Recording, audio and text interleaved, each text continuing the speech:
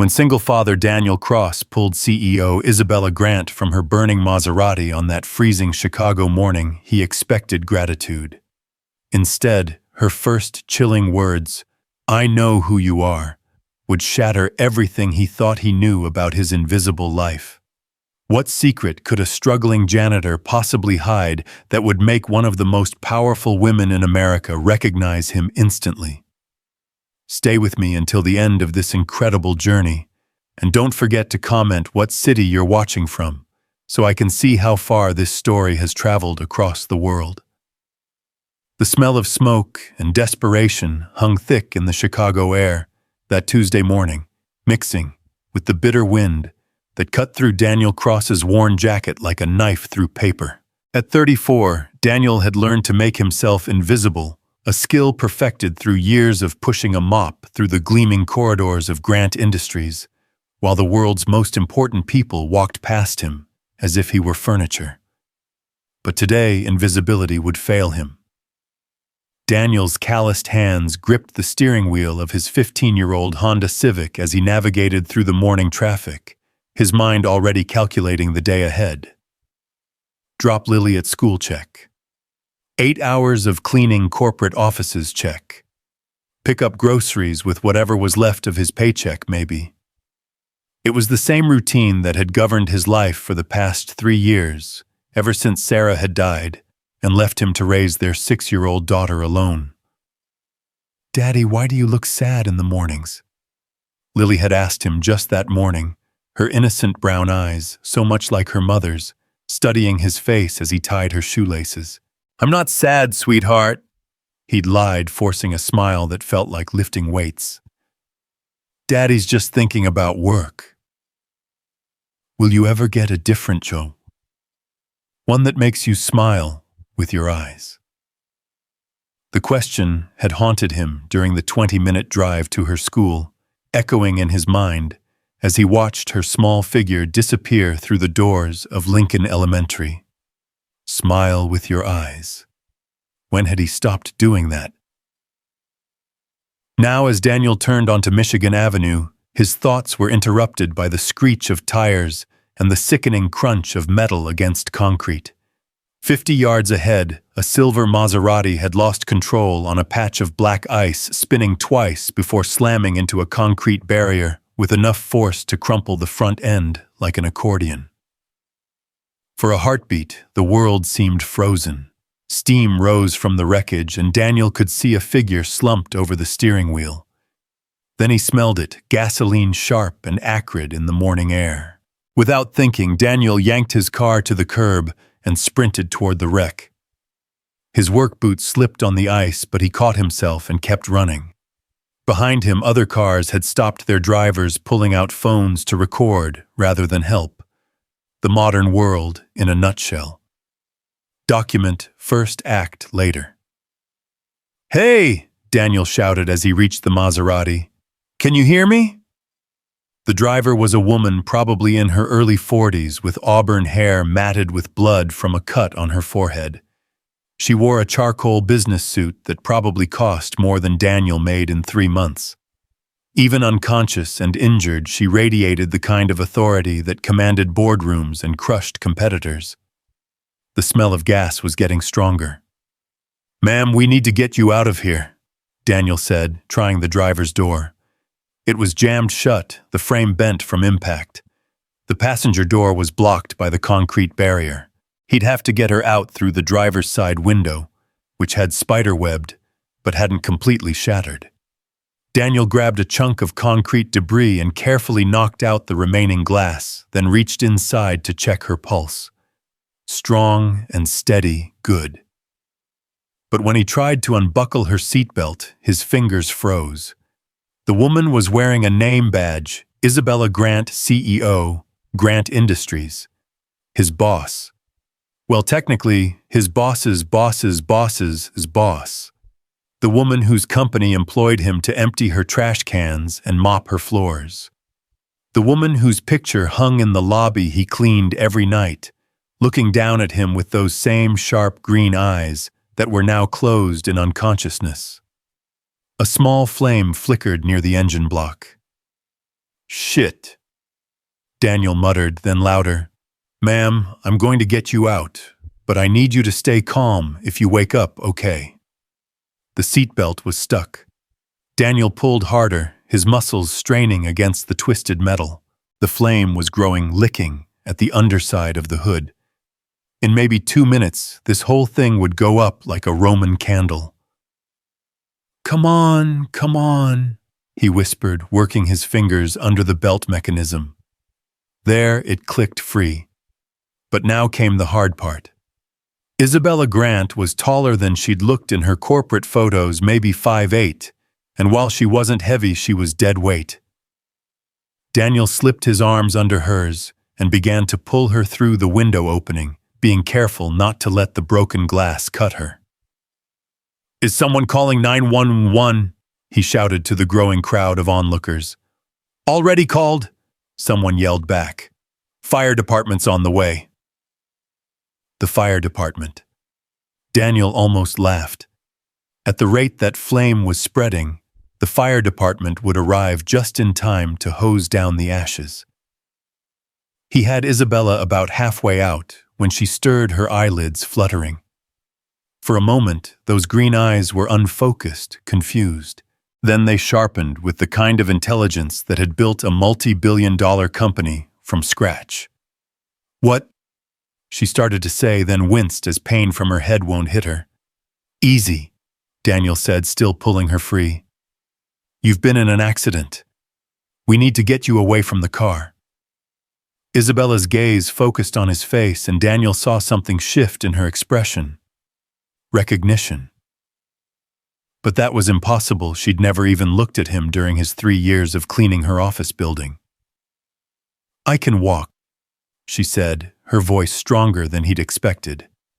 Are you sure you hit your head pretty hard? I'm sure.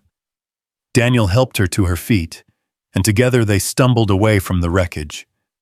They'd made it maybe 20 yards when the Maserati erupted in a ball of orange flame that sent a wave of heat washing over them. The crowd gasped and stepped back, several people still filming with their phones. Isabella Grant stood there watching her car burn, her hair disheveled and her expensive suit torn, but her posture still radiating command. She touched the cut on her forehead, and her fingers came away bloody. Are you hurt anywhere else? Daniel asked. Maybe we should wait for the paramedics to... I'm fine. She cut him off, then turned to look at him directly. Really look at him as if she were seeing through his work clothes and calloused hands to something underneath. What's your name? Daniel, he said automatically. Daniel Cross. Isabella nodded slowly, as if confirming something she already knew. Then she spoke the words that would haunt him for days to come. I know who you are. The simple sentence hit Daniel like a physical blow. He stepped back, his mind racing. How could she possibly know who he was? He was nobody, a janitor, a single father struggling to make ends meet. He cleaned her building at night when she wasn't even there. They'd never spoken, never even been in the same room. I'm sorry, he managed. But Isabella was already walking toward the approaching sirens, her stride confident despite the blood on her face. She paused just long enough to look back at him. Daniel Cross, she said, as if testing the name. We'll be in touch. Then she was gone, swept away by paramedics and police officers, and the controlled chaos that surrounds powerful people in crisis. Daniel stood there in the middle of Michigan Avenue, watching the flames consume what was left of the Maserati, trying to make sense of what had just happened. A police officer approached him, notepad in hand. Sir, I understand you pulled the victim from the vehicle. Yeah, Daniel said, still distracted. Yeah, I did. Can I get your contact information? We'll need a statement. Daniel rattled off his phone number and address mechanically, his mind still replaying those 4 words, I know who you are. What could they possibly mean, and why did Isabella Grant look at him like she was solving a puzzle? 20 minutes later, Daniel was back in his Honda, hands shaking as he tried to start the engine. He was already late for work, which meant explaining to his supervisor why he smelled like smoke and had glass shards on his jacket. It meant another mark against him in a job he couldn't afford to lose. But as he drove toward the Grant Industries building, the same building where he'd cleaned Isabella Grant's office countless times, Daniel couldn't shake the feeling that his invisible life was about to become very visible indeed. The Grant Industries tower rose 47 floors into the Chicago sky, a monument to steel and glass, and the American dream of building something from nothing. Isabella Grant had built it brick by brick from a small engineering firm her father had left her into one of the most innovative companies in the world. Her name was literally written in gold letters across the top. And Daniel Cross spent his nights making sure her toilets were clean. He parked in the employee lot behind the building, the same lot where he'd parked every weeknight for 3 years. His supervisor Martinez was waiting by the service entrance, checking his watch, with the kind of theatrical irritation that suggested Daniel was in for a lecture. "Cross, where the hell have you been?" Martinez barked. "Shift started an hour ago." "Sorry," Daniel said, pulling on his work uniform. "There was an accident on Michigan Avenue. I helped." "I don't care if the Pope needed mouth-to-mouth." Martinez cut him off. "You're here to work, not play Good Samaritan. The executive floors need to be done by 10, and Mrs. Grant's coming in early tomorrow for some big meeting." Daniel's blood went cold. "Mrs. Grant's coming in early." "Yeah, some emergency board meeting or something. Point is, her office better be spotless or it's your ass. Got it?" "Got it," Daniel said weakly. He spent the next hour in a daze going through the motions of his routine. Vacuum the lobby. Empty the trash cans on floors 1 through 10. Restock the break room supplies. Normal work, invisible work, the kind that kept the world running, while the important people focused on important things. But when the elevator doors opened on the 47th floor, Isabella Grant's floor, Daniel felt his heart hammering against his ribs. Her office was at the far end of the executive suite behind double doors made of mahogany that probably cost more than most people's cars. Daniel had cleaned this office hundreds of times, always when it was empty, always in the dark hours between midnight and dawn, when the building belonged to the maintenance crew. Tonight, for the first time in 3 years, the lights were on. Daniel stood frozen in the hallway, his cleaning cart beside him, staring at those glowing windows. She was in there. The woman who'd looked at him like she knew his deepest secrets, the woman whose life he'd saved that morning, was sitting behind that massive desk working while he stood in the hallway with a mop bucket. "Might as well get it over with," he muttered to himself. Daniel knocked on the doorframe, then pushed the cart inside. Isabella Grant sat behind her desk, still wearing the same torn business suit from the accident, a small bandage covering the cut on her forehead. She was reviewing what looked like financial reports, her green eyes scanning columns of numbers with laser focus. She looked up when he entered, and Daniel saw that same recognition flash across her face. "Mr. Cross?" she said simply. "Ma'am," Daniel replied, not trusting himself to say more. He began emptying her wastebasket, trying to blend into the background, the way he'd perfected over years of invisible work. "How long have you worked here?" Isabella asked. Daniel glanced up, surprised. In 3 years, no executive had ever asked him a direct question. "3 years, ma'am." "Night shift?" "Yes, ma'am. Midnight to 8. Isabella nodded, making a note on her legal pad. "Tell me, Mr. Cross, what did you do before you became a janitor?" The question hit Daniel like a punch to the gut. He straightened up, still holding the wastebasket, and for a moment he considered lying. Considered spinning some story about how he'd always been in maintenance, how cleaning office buildings was his lifelong passion. Instead, he found himself telling the truth. "I was an engineer," he said quietly. "Mechanical engineering. I had a small firm with a partner. We designed water filtration systems for developing countries. My wife got sick." Daniel said the words coming out in a rush now like water through a broken dam. "Cancer. The medical bills. We had to liquidate everything. After she died, I needed steady work, steady insurance. This was what I could find." Isabella Grant leaned back in her leather chair, studying him with those sharp green eyes. "And your engineering degree?" "Still have it. Not much use when you're pushing a mop at 2 a.m. "No," Isabella said slowly. "I suppose not." She was quiet for a long moment, and Daniel went back to his cleaning, emptying the recycling bin and dusting the bookshelf that held Isabella's various awards and honors. CEO of the Year, Innovator of the Decade, Woman who Changed the World. "Mr. Cross," Isabella said finally, "do you know what Grant Industries does?" Daniel paused in his dusting.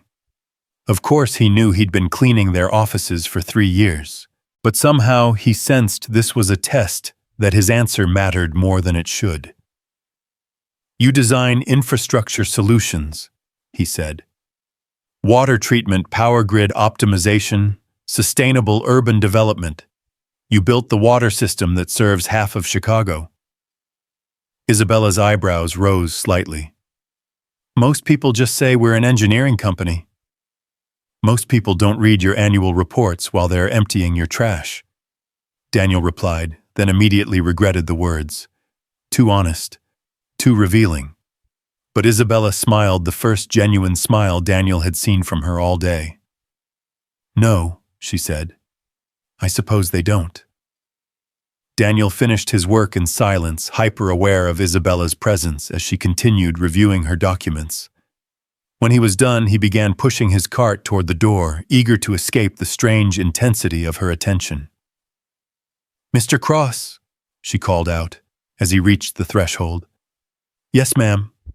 "Thank you. For this morning, I mean. You saved my life." Daniel nodded awkwardly. "Anyone would have done the same thing." "No," Isabella said, her voice carrying absolute certainty. "They wouldn't have." As Daniel left her office and continued his rounds through the empty building, he couldn't shake the feeling that something fundamental had shifted. The careful invisibility he'd cultivated for 3 years had been stripped away in the space of a single conversation, leaving him exposed and uncertain. He thought about Lily's words from that morning. "Will you ever get a different job, one that makes you smile with your eyes?" For the first time in 3 years, Daniel wondered if maybe, just maybe, the answer might be yes. The rest of the week passed in a haze of routine and anxiety. Daniel went through his normal schedule, drop Lily at school, sleep through the morning, work his day job at a construction site pickup. Lily help with homework, grab a few hours of sleep, then head to Grant Industries for his night shift. The same pattern he'd followed for 3 years, but now everything felt different. Isabella Grant was everywhere. Not physically after that first night. Her office was dark again during Daniel's shifts, and he went back to cleaning it in solitude. But her presence haunted the building like a ghost. Daniel found himself looking for signs of her during his rounds, coffee cups still warm in the break room, documents left on printers, the faint scent of her perfume lingering in the elevator. And then there were the questions. Martinez had cornered him twice, asking about the conversation he'd had with Mrs. Grant. Security had reviewed the building footage and wanted to know why he'd spent 23 minutes in the CEO's office instead of his usual 8. Even the other janitors were looking at him sideways, as if association with the executive suite might be contagious. "Just stick to your job, Cross," Martinez had warned him. "Whatever game you think you're playing with the executives, it's going to end badly. They're not your friends." Daniel knew Martinez was right. He'd been invisible for 3 years, and invisibility was safety. The moment you tried to rise above your station, the world had a way of reminding you exactly where you belonged. But he couldn't stop thinking about that moment in Isabella's office when she'd smiled at his comment about reading annual reports. For 30 seconds, he'd felt like the engineer he used to be instead of the janitor he'd become. For 30 seconds, he'd remembered what it felt like to matter. Friday night brought the weekly ritual that had become sacred in the Cross household: pizza and homework at their tiny kitchen table. Daniel watched Lily work through her math problems, her tongue poking out in concentration, the same way Sarah's used to when she was focused on a design challenge. "Daddy," Lily said, without looking up from her worksheet. "Mrs. Patterson says you haven't turned in the permission slip for the Science Museum field trip." Daniel's stomach dropped. The field trip was next Friday, and the permission slip was somewhere in the pile of unpaid bills and past due notices that lived on his dresser. More importantly, the trip cost $25 per student, money he didn't have. "I'll get that to her on Monday," he said, hoping his voice sounded more confident than he felt. "Will you be able to come with us?" Lily asked, finally looking up. "Tommy's dad is coming and Sarah's mom. I told them my dad might come too." Daniel's heart clenched. Lily's classmates had parents who could take time off work for field trips, parents who didn't have to choose between groceries and school activities. He worked 60 hours a week between his 2 jobs just to keep them afloat. And even then, they were always one emergency away from disaster. "We'll see, sweetheart," he said, the same non-answer he'd been giving for 3 years. "Daddy has to work, but maybe I can figure something out." Lily nodded and went back to her math, but Daniel caught the flash of disappointment that crossed her face. She was 6 years old and already learning to lower her expectations. The thought made him sick. Later that night, as Daniel pushed his cart through the Grant Industries lobby, he found himself staring at the wall of photographs that documented the company's history. There was Isabella as a young woman standing beside her father at the groundbreaking ceremony for their first major project. Isabella accepting an award from the mayor. Isabella shaking hands with senators and CEOs and Nobel Prize winners. In every photo, she looked like she belonged there. Like the world had always intended for her to stand in those rooms, making those decisions, changing those lives. Daniel had felt that way once. Before Sarah got sick, before the medical bills crushed his dreams, before he learned to make himself invisible, he'd been the kind of person who belonged in those photos. He'd had plans, ambitions, the bone-deep certainty that his work mattered. Now he cleaned toilets and wondered how he was going to pay for his daughter's field trip. "Working late again, Mr. Cross?" Daniel spun around, nearly knocking over his mop bucket. Isabella Grant stood 20 feet away, dressed in jeans and a casual sweater that somehow made her look more intimidating than her usual business suits. She held a steaming coffee cup and wore the expression of someone who'd been watching him for a while. "Mrs. Grant," Daniel stammered. "I didn't know you were here." "I couldn't sleep," Isabella said, walking closer. "Sometimes I come in late to catch up on work. The building's quieter at night." "Yes, ma'am. I can come back later if you'd prefer." "Don't be ridiculous." Isabella settled into one of the lobby chairs, cradling her coffee. "I'm curious about something, Mr. Cross. When you were an engineer, what kind of projects did you work on?" Daniel hesitated, unsure why she was asking. "Water filtration systems, mostly. My partner and I designed low-cost purification units for villages in Africa and South America. Places where the local water sources were contaminated, but they couldn't afford traditional treatment plants." "Interesting." Isabella sipped her coffee. "What made you choose that specialty?" "My wife," Daniel said without thinking, then caught himself. "I mean, it was her idea originally. Sarah believed clean water was a human right, not a privilege. She said, if we were going to be engineers, we should engineer solutions that actually helped people. Smart woman. She was. Isabella nodded thoughtfully. Tell me about the filtration systems. How did they work? For the next hour, Daniel found himself explaining his old work in detail, the membrane technology, the solar power integration, the maintenance protocols designed for communities with limited technical resources. As he talked, he felt a familiar fire kindling in his chest, the passion that had once driven him to work 18-hour days, because the work itself was a form of worship. Isabella listened with the kind of focused attention that made Daniel feel like the most important person in the room. She asked technical questions that proved she understood the engineering principles, strategic questions that showed she grasped the bigger picture, practical questions that demonstrated her grasp of real-world implementation challenges. It was the best conversation Daniel had had in 3 years. How many people did your system serve? Isabella asked finally. About 40,000 across 12 villages.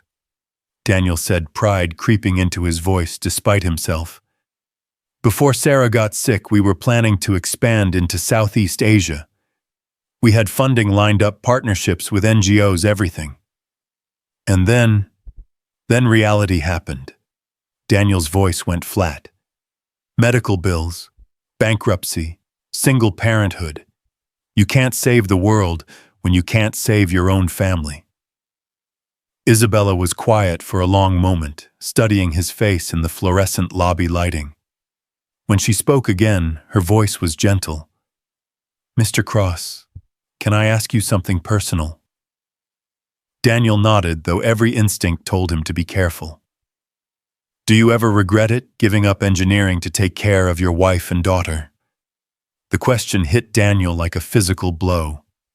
He opened his mouth to give the expected answer. Of course not, family comes first. No sacrifice is too great for the people you love. But something in Isabella's green eyes made him tell the truth instead.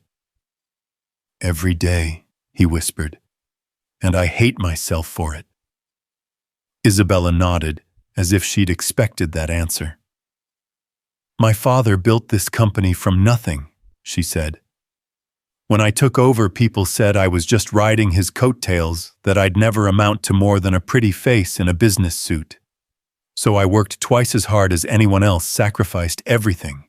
Relationships, friendships, any chance at a normal life to prove I belonged here. She paused, staring into her coffee cup. But sometimes I wonder what I might have been if I hadn't spent so much energy proving what I wasn't. Daniel didn't know what to say to that. Isabella Grant was one of the most successful people in Chicago, maybe in America. What could she possibly regret? The thing is, Isabella continued, talent doesn't disappear just because circumstances change. Skills don't evaporate because life gets hard. You're still an engineer, Mr. Cross. You're just an engineer who happens to be working as a janitor. Before Daniel could respond, Isabella stood and headed for the elevator. She paused at the doors, looking back at him. There's something I want to show you, she said. Monday morning, 9 a.m., 32nd floor, conference room B. Can you be there? I work days on Monday, Daniel said automatically. Not anymore, Isabella replied. I'm giving you the day off. Paid. The elevator doors closed, leaving Daniel alone in the lobby, with his mop bucket and 1,000 questions. He finished his rounds in a daze, his mind racing through possibilities and implications, and the growing certainty that his invisible life was about to become very, very complicated.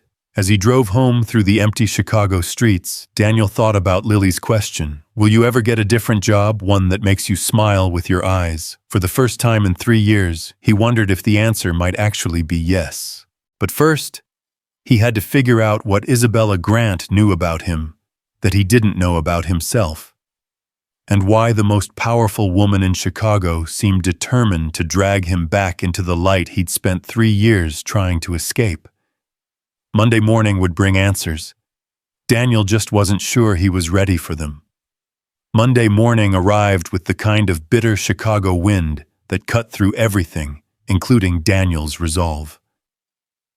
He stood outside the Grant Industries building at 8:45 a.m. wearing his only good shirt, a blue button-down Sarah had bought him for their anniversary 4 years ago, and fighting the urge to turn around and go home. This was insane. He was a janitor. Janitors didn't have meetings in conference rooms on the 32nd floor.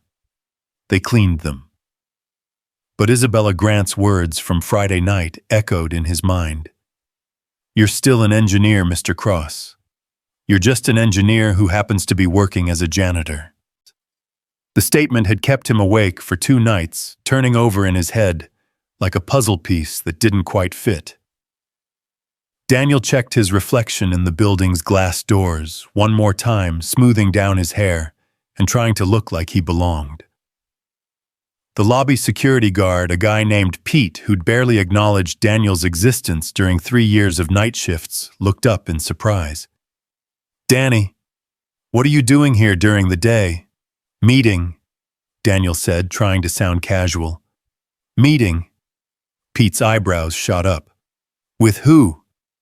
"Mrs. Grant." Pete's jaw dropped. "Isabella Grant, the Isabella Grant." "Yeah. Holy shit, Danny.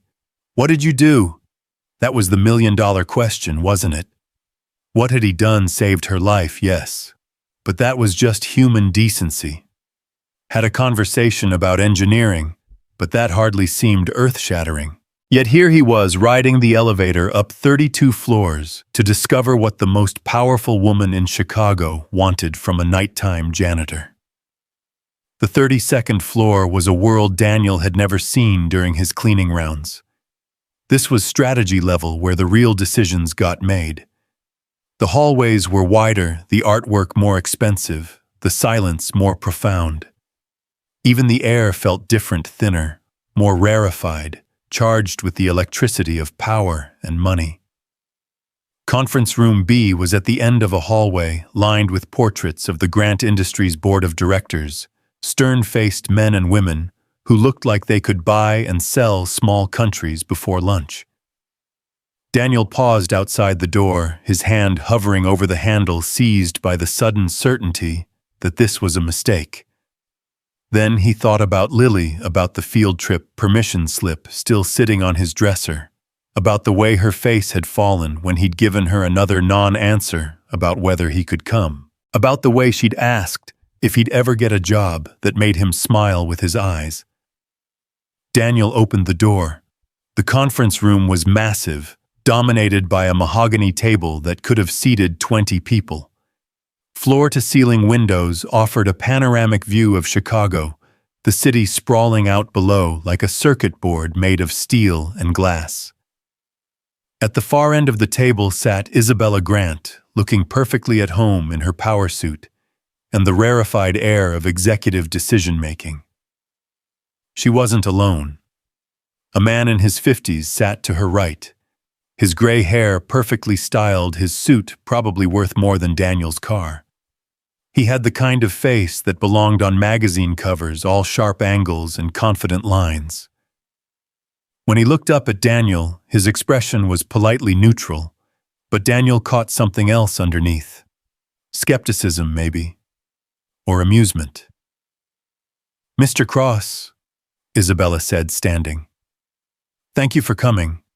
I'd like you to meet James Morrison, our Chief Technology Officer." Morrison stood and extended his hand. His grip was firm, professional, the handshake of a man who'd spent decades in boardrooms. "Mr. Cross, Isabella's told me about your background." The way he said background made it sound like a criminal record. "Please sit," Isabella said, gesturing to a chair across from them. "Can I get you coffee, water?"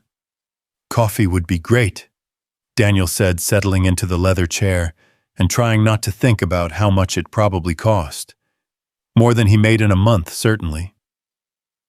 Isabella pressed a button on the conference phone. "Margaret, could you bring in coffee for 3, please?" Within minutes, a woman in her 30s appeared with a silver service that looked like it belonged in a palace. She poured coffee into bone china cups that probably cost more than Daniel's grocery budget, then disappeared as silently as she'd arrived. "Mr. Cross," Isabella said, settling back into her chair. "I've been thinking about our conversation Friday night. About your work with water filtration systems." "Okay," Daniel said carefully. "James here leads our infrastructure division. We've been working on a project that might interest you." Isabella slid a folder across the table. "Take a look." Daniel opened the folder and felt his breath catch. The documents inside detailed a water purification initiative for rural communities in developing nations, exactly the kind of work he'd been passionate about before his world collapsed. The technical specifications were impressive, the scope ambitious, the potential impact staggering. It was also deeply flawed.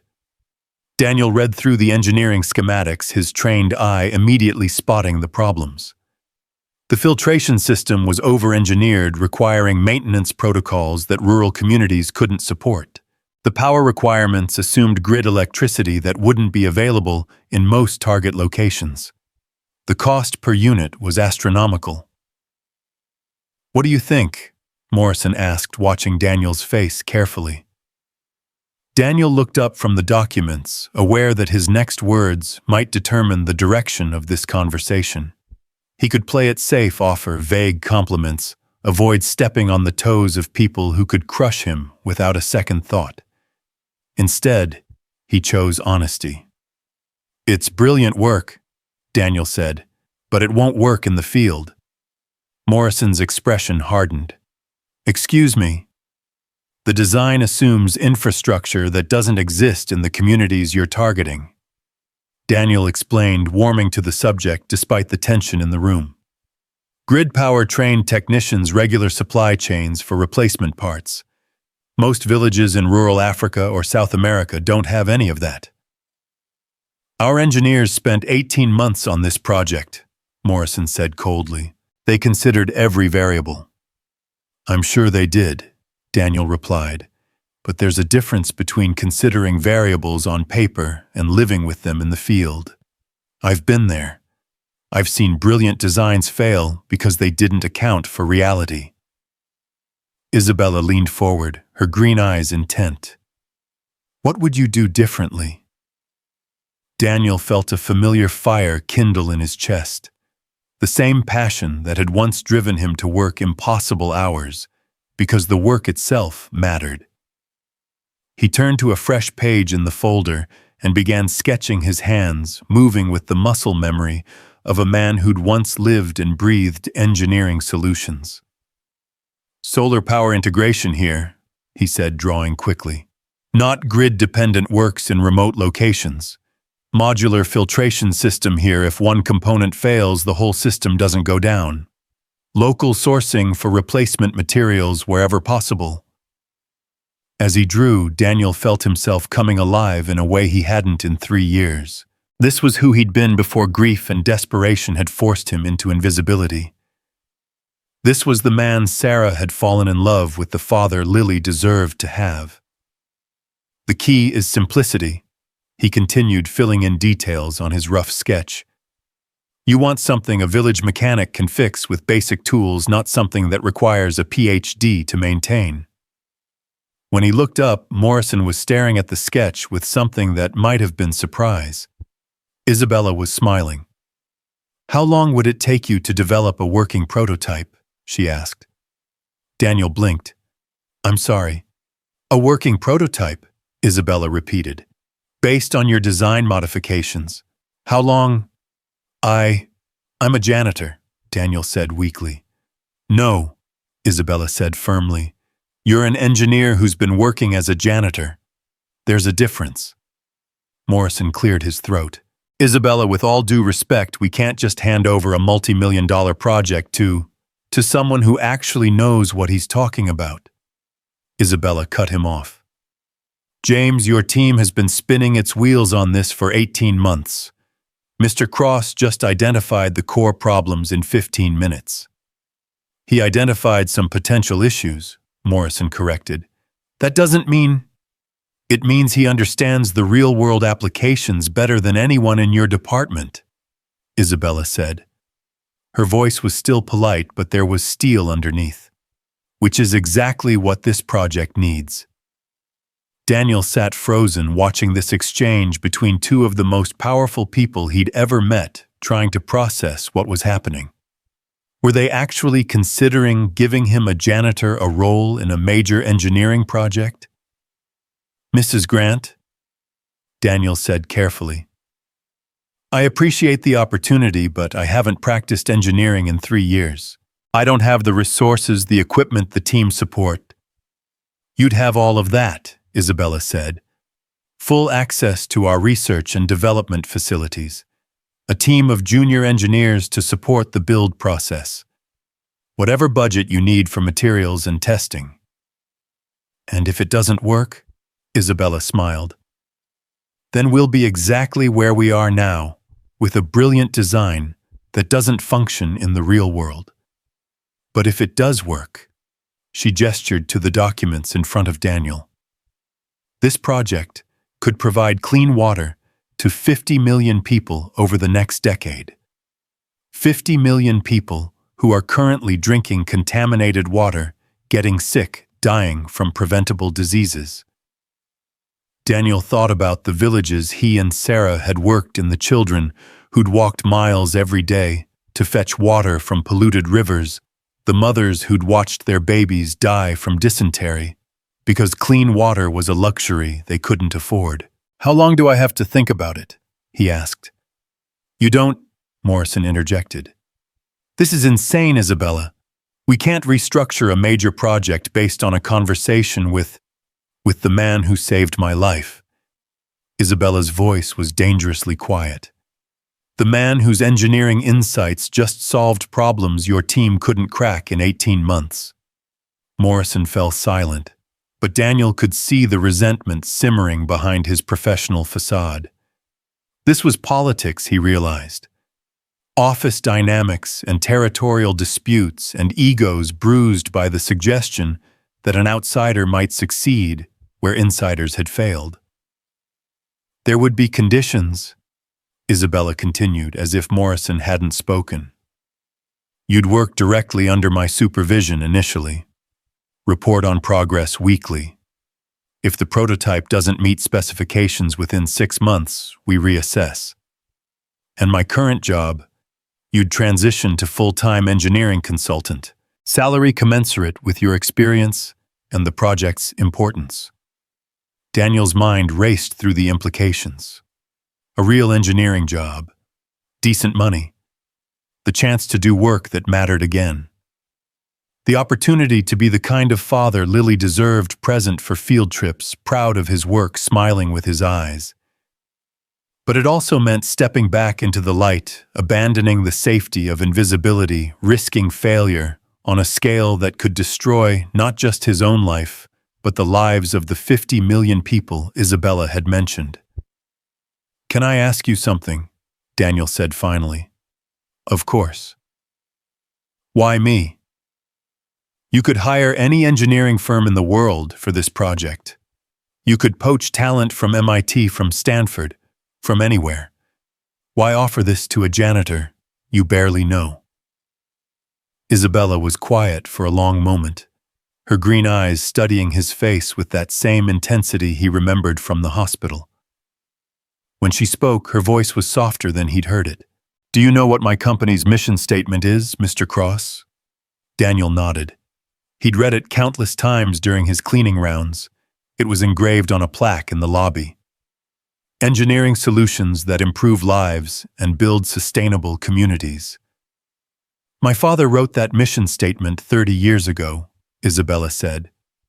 But somewhere along the way, we stopped focusing on the improve lives part and started caring more about quarterly earnings and stock prices. We became very good at engineering profitable solutions for wealthy clients and very bad at remembering why we got into this business in the first place. She gestured to Morrison's folder. This project is supposed to change that. Get us back to our roots, back to the work that actually matters. But every design my team produces is infected with the same disease they're engineering for the life they know, not the lives that need help. Isabella leaned forward, her intensity palpable. You've lived in both worlds, Mr. Cross. You've worked in villages where children die from preventable diseases, and you've spent 3 years cleaning toilets to support your daughter. You understand both the engineering challenges and the human cost of failure.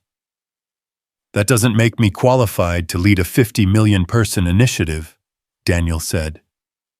No, Isabella agreed, but it makes you qualified to design something that will actually work, something that will save lives instead of just looking good in a boardroom presentation. Morrison shifted in his seat, clearly uncomfortable with the direction of the conversation. Isabella, I understand the appeal of this narrative. The janitor who becomes the hero, the underdog who saves the day. But we have responsibilities to our shareholders, to our board of directors. We can't base major business decisions on feel-good stories. Isabella's expression hardened. James, this isn't a feel-good story. This is about finding solutions that work. Your team has had 18 months and unlimited resources, and they've produced a system that would fail within 6 months of deployment. Mr. Cross identified the core problems in 15 minutes. Identifying problems is different from solving them, Morrison shot back. Then let's find out which one he can do, Isabella said. She turned back to Daniel. 6 months. Full resources and support. If your prototype works, we move to production. If it doesn't, you go back to your old life with a substantial severance package and our thanks for trying. Daniel stared at the documents in front of him, his rough sketches sitting beside Morrison's polished technical drawings like hope sitting next to despair. 6 months to prove he was still the engineer he used to be. 6 months to step back into the light and risk everything. He thought about Sarah, about the dreams they'd shared of bringing clean water to communities that needed it most. About Lily asking if he'd ever get a job that made him smile with his eyes. About the 50 million people whose lives might depend on whether he was brave enough to stop being invisible. There's one more condition, Daniel said finally. Isabella raised an eyebrow. Yes. If this works, if the prototype succeeds and we move to production, I want to be part of the deployment team. I want to go back to the field, see these systems installed, make sure they actually do what we're promising they'll do. Morrison snorted. That's not how done. Isabella cut him off. Anything else? Daniel shook his head, not trusting himself to speak. The magnitude of what was happening was starting to sink in. This morning he'd been a janitor wondering how to pay for his daughter's field trip. Now he was potentially the lead engineer on a project that could change millions of lives. Excellent, Isabella said, standing. James, please have your team prepare a full technical briefing for Mr. Cross. I want him up to speed on all current research by Wednesday. Morrison's jaw was tight, but he nodded. Of course. Mr. Cross, you'll start Thursday. Margaret will coordinate office space and equipment needs. Isabella extended her hand. Welcome to Grant Industries. Again. Daniel shook her hand, feeling the calluses on his palms, evidence of 3 years spent mopping floors and emptying trash cans against her soft skin.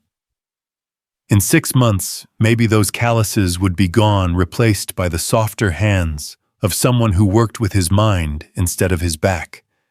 Or maybe he'd fail spectacularly and end up exactly where he'd started, invisible and broke and wondering what might have been. As he left the conference room and walked back toward the elevator, Daniel's phone buzzed with a text message. Lily's teacher reminding him about the Science Museum field trip permission slip. For the first time in 3 years, Daniel smiled as he typed back his response. Lily will be there, and so will I. The elevator doors closed, carrying him down from the 32nd floor toward a ground level that suddenly looked very different than it had an hour ago. Through the windows, Chicago sprawled out below 8 million people going about their lives, most of them taking clean water for granted, never thinking about the engineering marvels that made their comfortable existence possible. By Thursday, Daniel would be one of the people responsible for extending that comfort to parts of the world where clean water was still a dream. The invisible janitor was about to become very visible indeed. The only question was whether he was ready for the light. Thursday morning found Daniel standing outside Grant Industries at 7:30 a.m. wearing the same blue shirt he'd worn to Monday's meeting and carrying a leather briefcase Sarah had given him during their first year of marriage. Inside the briefcase were his old engineering notebooks filled with sketches and calculations from a life that felt simultaneously like yesterday and a lifetime ago. The security guard Pete grinned when he saw him approaching. Well, look who's moving up in the world. Heard you're working with the big shots now. Something like that, Daniel said, still not quite believing it himself. Good for you, Danny. Always thought you were too smart to be pushing a mop your whole life. The comment stuck with Daniel as he rode the elevator to the 15th floor, where Margaret Isabella's assistant had arranged his temporary office. Too smart to be pushing a mop. But intelligence without opportunity was just potential energy waiting for the right catalyst. Isabella Grant had become that catalyst, and now Daniel had to prove he was worth the investment. His office was small but functional, with a drafting table, a computer loaded with engineering software, and windows that looked out over the Chicago River. It wasn't much, but it was more space than he'd had to call his own in 3 years. On the desk, Margaret had left a stack of technical documents, Morrison's complete research files, and a note from Isabella. Looking forward to seeing what you build. IG. Daniel had barely settled into his chair when someone knocked on his doorframe. A woman in her early 30s stood there holding 2 coffee cups and wearing the kind of nervous smile that suggested she'd been volunteered for a task she wasn't entirely comfortable with. Mr. Cross, I'm Dr. Elena Vasquez, Chemical Engineering.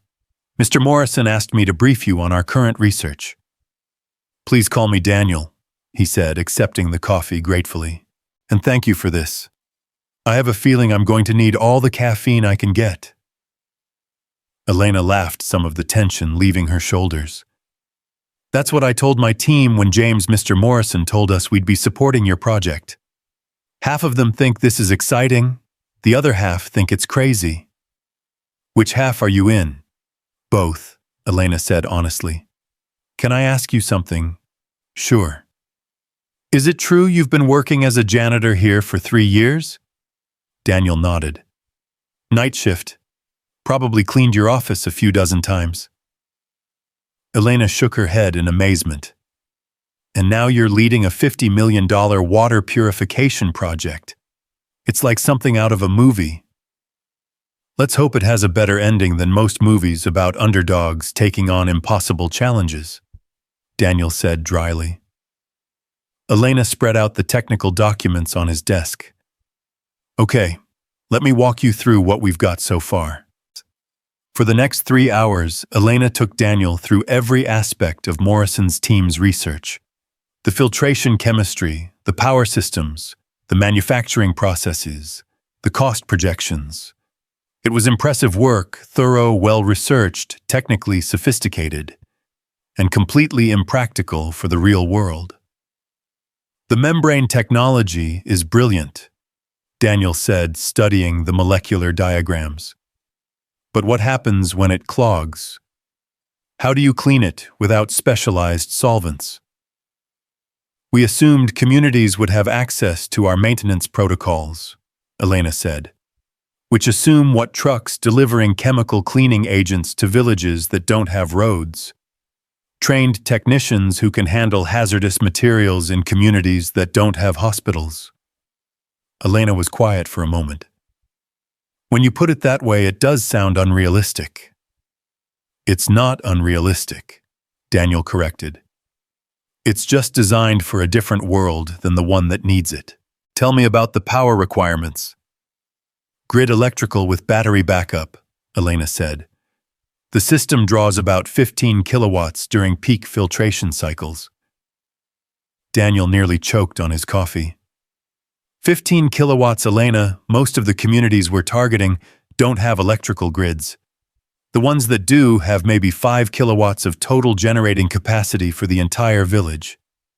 We did discuss solar integration, Elena said defensively.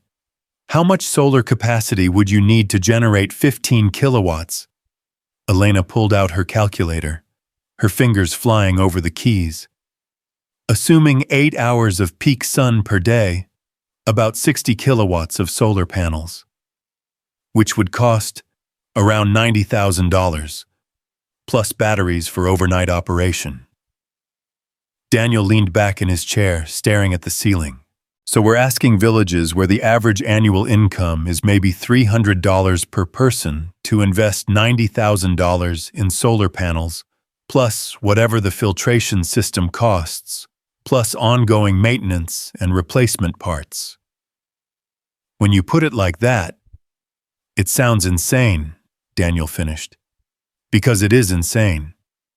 We're engineering a Rolls-Royce for people who need a bicycle. Elena nodded slowly, and Daniel could see her processing the implications.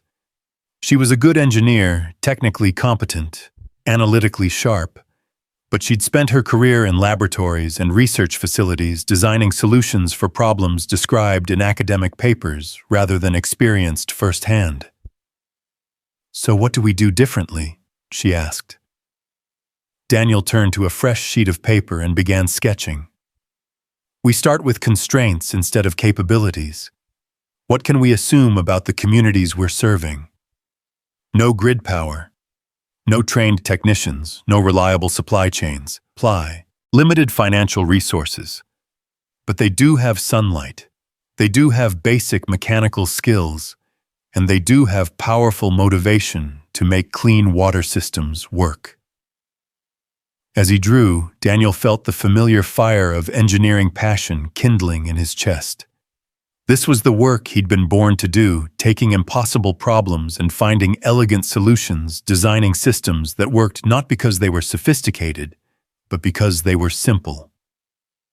Solar, but low power, he said, sketching a compact panel array. Maybe 200 watts maximum.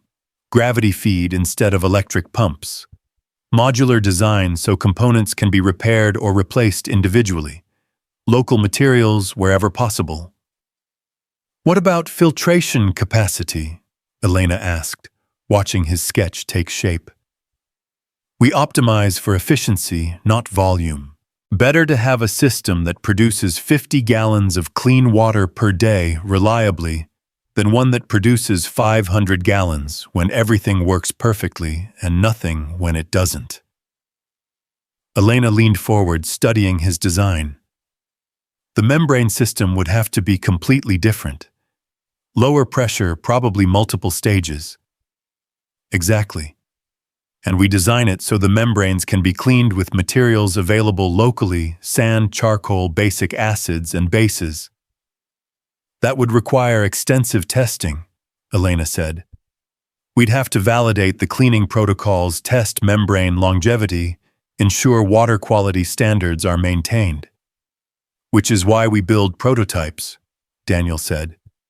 Test them here under controlled conditions, then test them in the field under real conditions. They worked through lunch, Elena bringing in other members of Morrison's team as they tackled different aspects of the design challenge. By mid-afternoon, Daniel's office was crowded with engineers, all of them sketching variations on his basic concept, debating technical trade-offs, calculating power requirements, and filtration rates.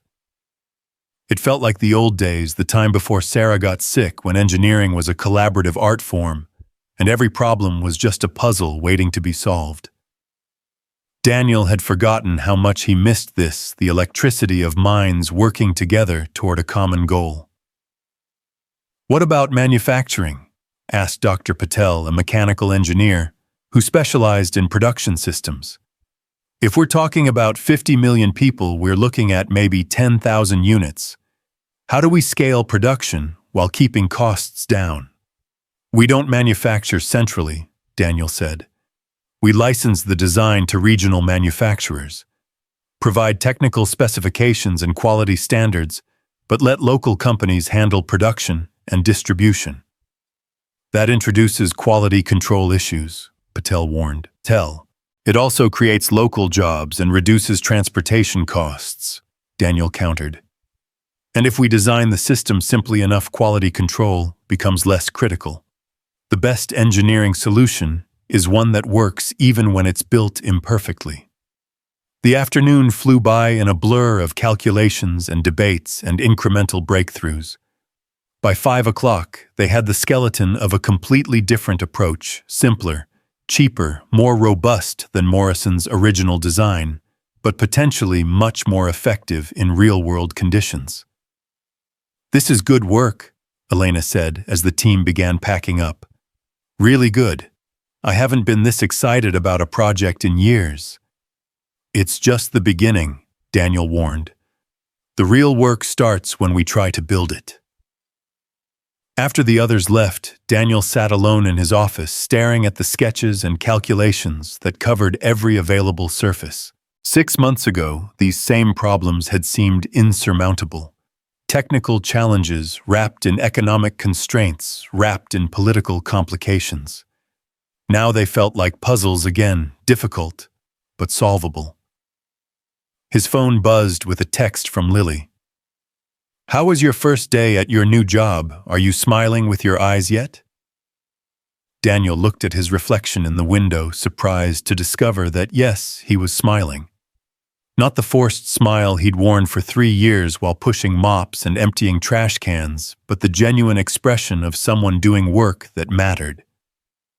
He was still admiring his reflection when Isabella Grant appeared in his doorway.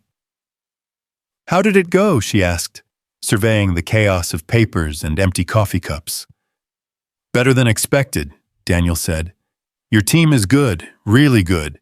They just needed to think about the problem from a different angle." Isabella stepped into the office, examining his sketches with the focused attention of someone who understood engineering principles. "Walk me through it." For the next hour, Daniel explained their revised approach, the simplified design, the reduced power requirements, the local manufacturing strategy.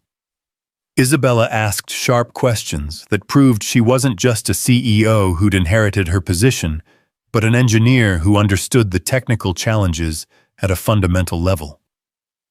"What's your confidence level?" she asked when he'd finished. "In the basic design, high. In our ability to execute it. That depends on a lot of variables we can't control, such as field conditions, local politics, supply chain reliability, whether communities will actually adopt and maintain the systems once they're installed." Daniel paused. "And whether Morrison's team will support a complete redesign of their 18-month project." Isabella's expression hardened slightly. "Let me worry about James. Your job is to build something that works. And if I can't, then we'll be exactly where we were a week ago with a brilliant design that doesn't function in the real world.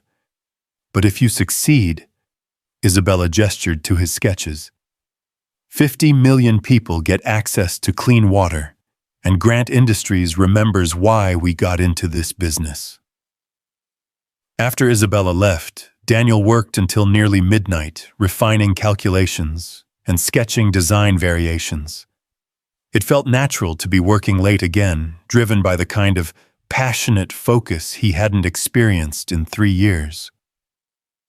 When he finally drove home, Chicago looked different through his windshield, not like a city that had trapped him in poverty and invisibility, but like a place where miracles might actually be possible. The next morning brought Daniel's first real test. Morrison had called a team meeting to review the preliminary design changes, and Daniel could sense the tension the moment he walked into the conference room. Morrison sat at the head of the table flanked by his senior engineers, all of them wearing the careful expressions of people preparing for battle. "Mr. Cross," Morrison said coolly, "I understand you've been making some modifications to our research."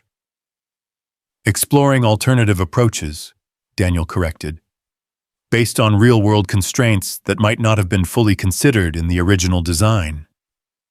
"Real-world constraints," Morrison repeated.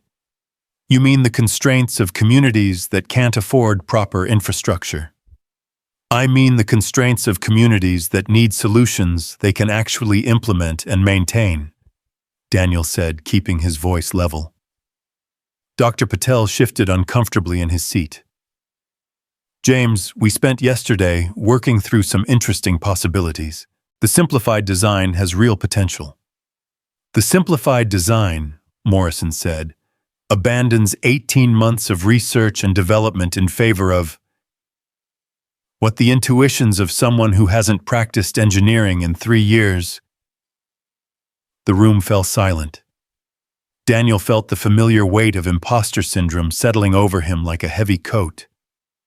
Morrison was right. He was a janitor, playing engineer, presuming to redesign a project that real professionals had been working on for months.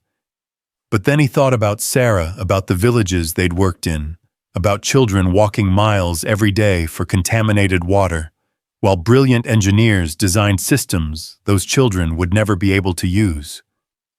"You're right," Daniel said finally. "I haven't practiced engineering in 3 years, but I've spent those 3 years learning what it means to live without resources, to make impossible choices, to find solutions that work with what you have instead of what you wish you had." He stood and walked to the whiteboard, picking up a marker. "Your design assumes communities have 15 kilowatts of reliable power. Let me show you what 15 kilowatts means to a village in rural Guatemala." Daniel began drawing his marker, moving across the board in quick, confident strokes. A simple diagram of a typical village, 30 families, maybe 150 people total. A small generator that provided power to essential services a few hours each day. "This is San Miguel, a village I worked in 6 years ago," Daniel continued. "Population 147. Their generator produces 5 kilowatts on a good day. They use it to power their medical clinic from 6 to 9 p.m., their school from 7 to 11 a.m., and their community center for evening meetings." He turned back to face the room. "Your system would require them to triple their electrical capacity just to run water purification. That means choosing between clean water and medical care, between clean water and education. It's not a technical decision, it's a moral one." Morrison's jaw was tight. "So you're saying our entire approach is wrong?" "I'm saying your approach solves the wrong problem," Daniel replied. "You're designing for the communities you wish existed instead of the communities that actually need help. And your approach is better." Daniel turned back to the whiteboard, erasing his village diagram and beginning a new sketch. "My approach assumes that elegance comes from simplicity, not sophistication. That the best solution is one that works reliably with minimal resources and basic maintenance." As he drew, Daniel felt the familiar fire of passionate conviction. This was why he'd become an engineer, not to build impressive systems that showcased technical prowess, but to solve real problems for real people. "Solar panels here, 200 watts, enough to run a small pump and charging system. Gravity-fed filtration using locally available materials. Modular design so components can be repaired or replaced individually. Total power requirement less than 1 kilowatt. Cost per unit under $5,000 instead of $50,000. He finished the sketch and turned back to the room. "It's not as sophisticated as your design. It doesn't process as much water per hour. But it works reliably, it's maintainable by local technicians, and it's affordable for communities that need it most." The room was quiet for a long moment. Dr. Vasquez was studying the sketch with obvious interest. Dr. Patel was taking notes. Even Morrison seemed to be considering the implications. "It would require completely starting over," Morrison said finally. "Not starting over," Daniel corrected. "Building on the foundation you've already created. Your membrane chemistry is brilliant. We just need to adapt it for lower pressure operation. Your filtration algorithms are excellent. We just need to optimize them for different flow rates. The timeline stays the same, 6 months to working prototype. But instead of debugging an over-engineered system, we spend that time testing a design that's built to work from day one." Morrison was quiet for a long moment, his fingers drumming on the conference table. Daniel could see the internal struggle, professional pride warring with practical considerations, the difficulty of abandoning work he'd invested 18 months in developing. "Isabella wants this to succeed," Morrison said finally. "We all want this to succeed," Daniel replied.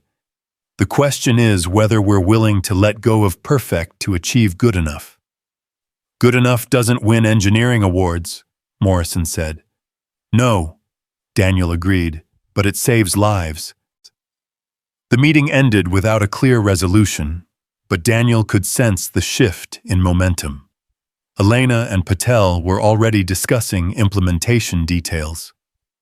Other team members were asking technical questions about the simplified design. Morrison remained skeptical, but his resistance was weakening in the face of mounting evidence that Daniel's approach might actually work.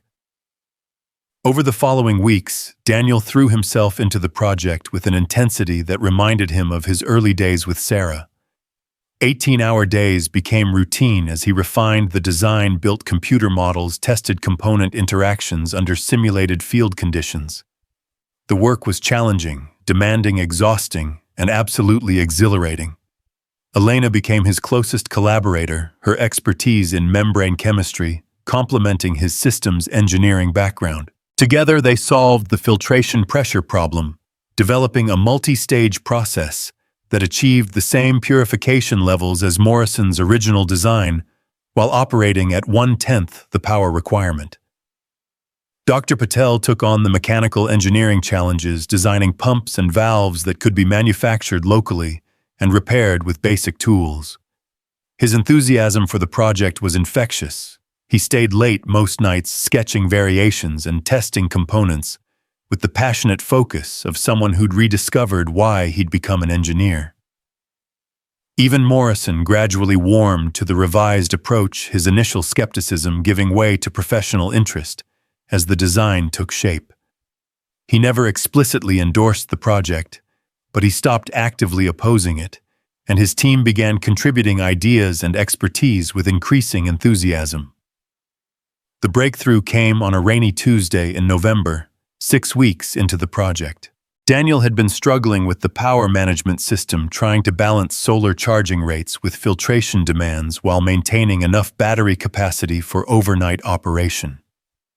The mathematics were elegant, but the practical implementation kept failing, too expensive, too complicated, too dependent on components that wouldn't be available in remote locations. He was staring at his calculations, exhausted and frustrated, when Lily's words from months ago echoed in his mind. "Daddy, why do you look sad in the mornings?"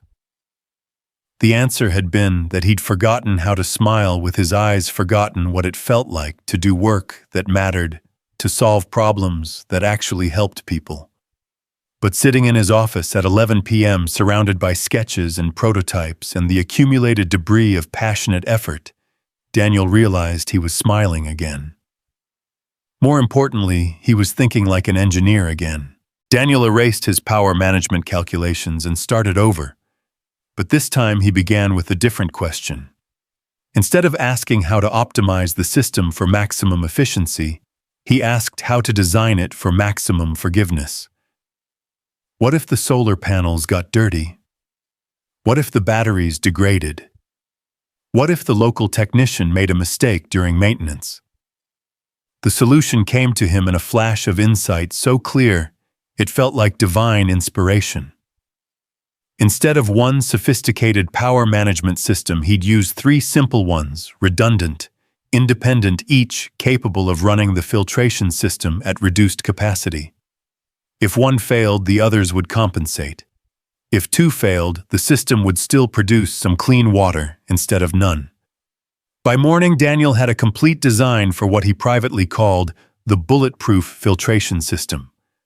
It wasn't the most efficient solution. Engineering purists would probably call it wasteful, but it was robust, maintainable, and would continue working even when everything went wrong. Which in Daniel's experience, everything always did. When he presented the final design to Isabella 3 weeks later, Daniel felt the same nervous excitement he'd experienced before proposing to Sarah. This was it, the culmination of everything he'd learned, everything he'd suffered, through everything he'd rebuilt from the ashes of his former life.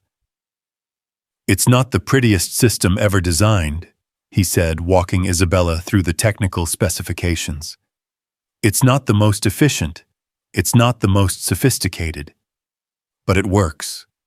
And it keeps working when other systems fail." Isabella studied the design documents with the same focused intensity she'd shown during their first conversation. "What's the failure rate?"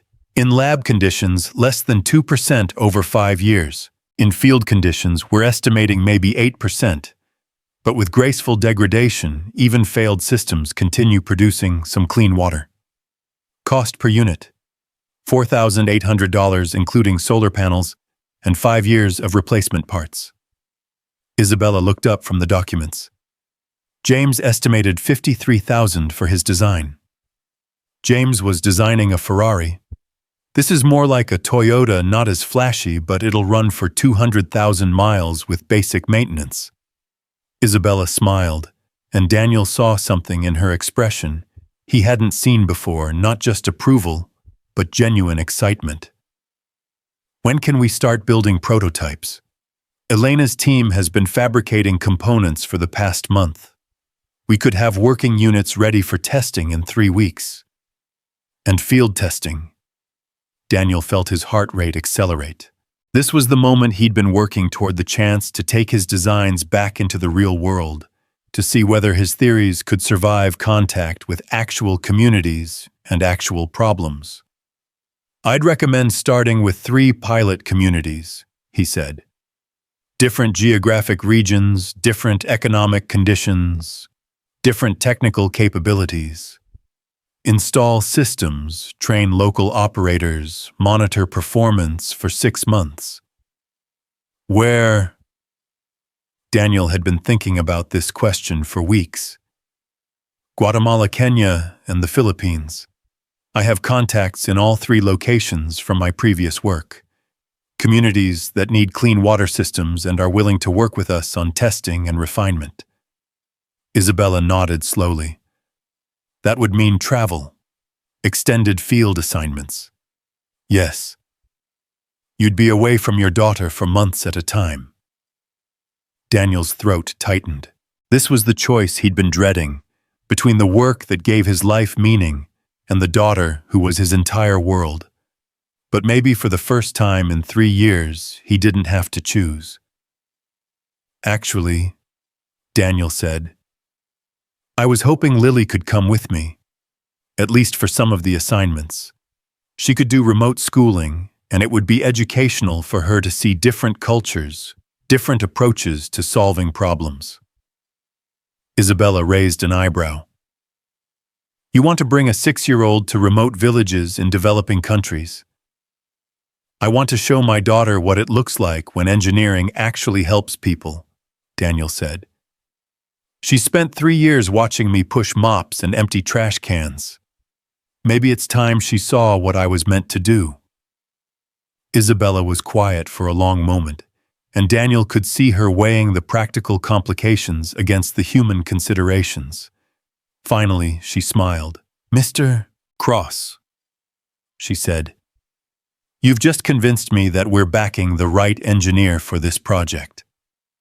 3 weeks later, Daniel stood in Grant Industries' prototype laboratory, watching Elena's team conduct final tests on the first complete water purification unit. The system was smaller than Morrison's original design, about the size of a large refrigerator, but it represented everything Daniel had learned about building solutions that actually worked in the real world. The test results were perfect. Water quality exceeded WHO standards, power consumption stayed within acceptable parameters, and the system had run continuously for 72 hours without any maintenance interventions. "It's ready," Elena said, grinning at the printouts from the monitoring equipment.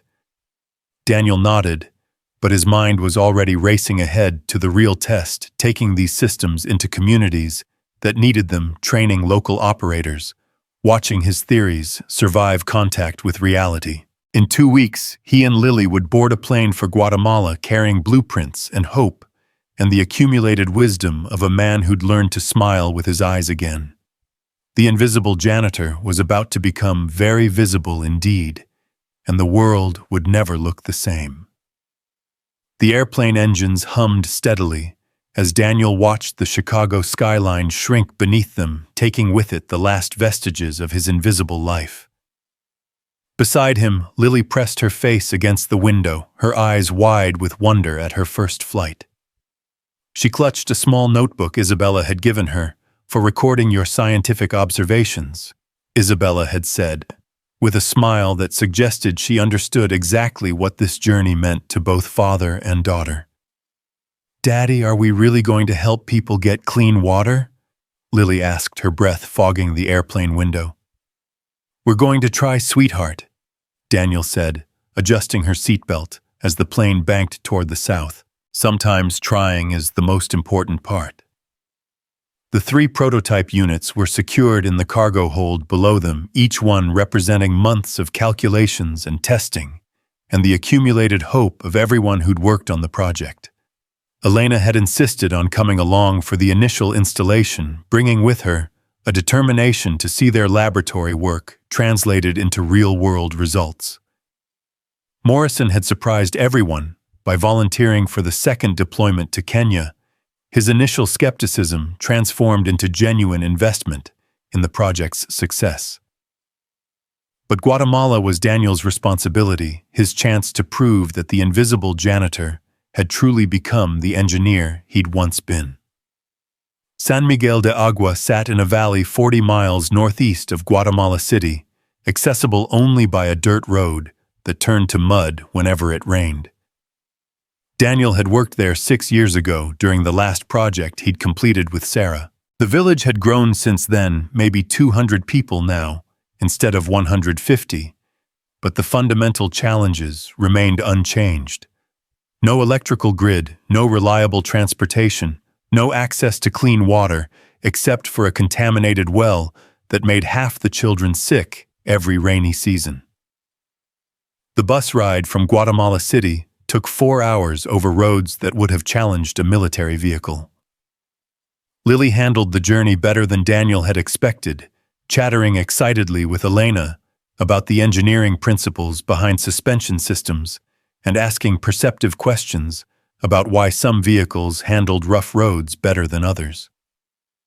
"She's going to be an engineer," Elena said quietly to Daniel as they bounced through another pothole. "Sarah always said she would be," Daniel replied, watching his daughter sketch the mountain scenery in her notebook.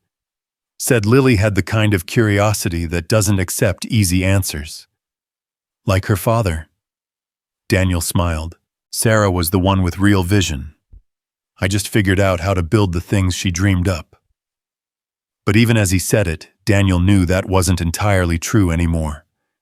The water purification system strapped to the roof of their bus was his design, born from his understanding of both engineering principles and human limitations. For the first time in his career, he was the one with the vision. They reached San Miguel just as the sun was setting over the mountains, painting the valley in shades of gold and amber that took Daniel's breath away. The village looked exactly as he remembered: small houses with corrugated metal roofs, Children playing soccer in a dusty field, women carrying water jugs from the communal well that served as the community's primary source of drinking water. Miguel Santos, the village's elected leader, greeted them with the kind of cautious optimism Daniel remembered from his previous work in rural communities. Santos was in his 50s, weathered by decades of hard work and harder choices, but his eyes held the intelligence of someone who'd learned to evaluate promises carefully. "Señor Cross," Santos said in accented English, shaking Daniel's hand warmly. "We remember you and your wife. The small purification systems you installed still work." "I'm glad to hear that," Daniel said, surprised by how much the acknowledgement meant to him. "This is my daughter Lily and my colleague Dr. Vasquez. We're here to install something much bigger than what Sarah and I brought before." Santos nodded gravely. "The children still get sick from the well water, especially during the rainy season. If your new system can help, that's what we're here to find out." They spent the evening in Santos's home sharing a simple meal of beans and rice and fresh tortillas, while Daniel explained the new filtration system. Santos translated for the other village leaders, and Daniel watched their faces carefully as they processed the implications. These were people who'd been disappointed by promises before aid workers and government officials and well-meaning foreigners who'd arrived with solutions that didn't work or couldn't be maintained. "The solar panels," Santos said finally. "What happens when they break?" "They're designed not to break," Elena said. "But if they do, any of the replacement panels we'll provide can substitute. And the system will still work with reduced power, it just produces less water per day." "And the filters?" "We'll train local technicians to maintain them," Daniel said, "using materials you can source here in Guatemala. No waiting for parts from the United States." Santos nodded slowly. "And if the whole system fails?" Daniel had been expecting this question. It was the heart of every conversation he'd had with community leaders over the years. People in rural villages had learned to be skeptical of complex solutions because complexity usually meant vulnerability. "Then we fix it," Daniel said simply. "Elena and I aren't leaving until we're confident the system works and your people know how to maintain it. And if something goes wrong after we leave, we come back." Santos translated this for the other leaders, and Daniel caught the shift in their expressions from polite interest to genuine engagement. These weren't empty promises from another well-meaning outsider. This was a commitment from someone who understood the stakes.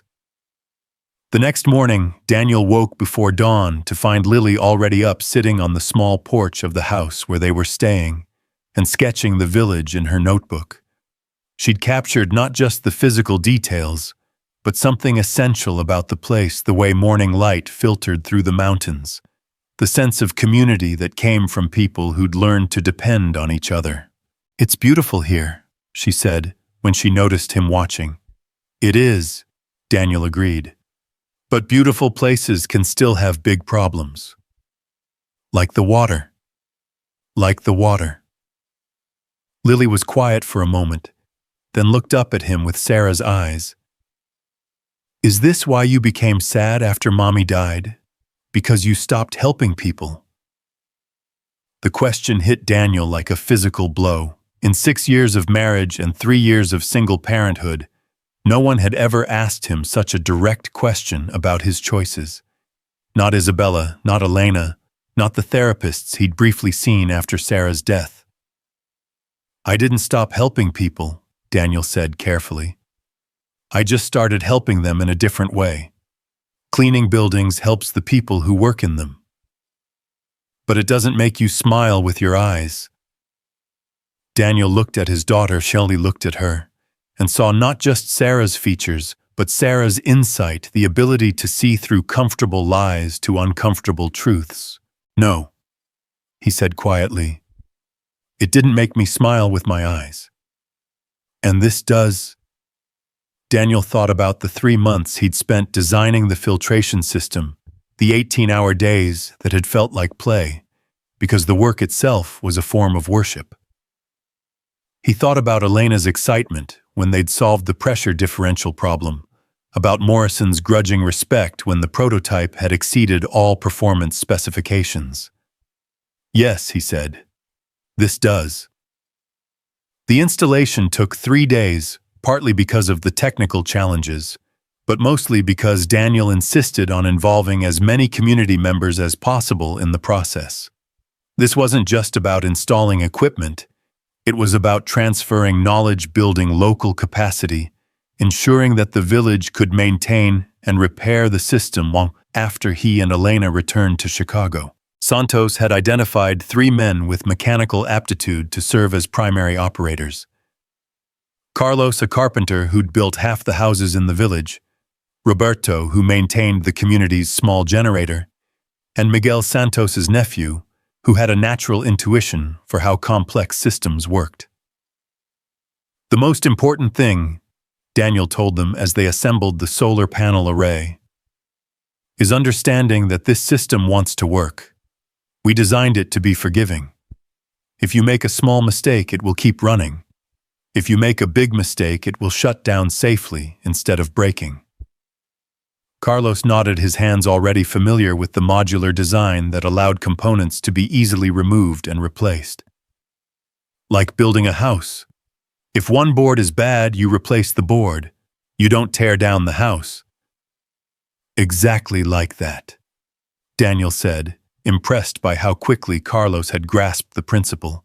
Elena worked with the women of the village, training them to test water quality and recognize signs that the system needed maintenance.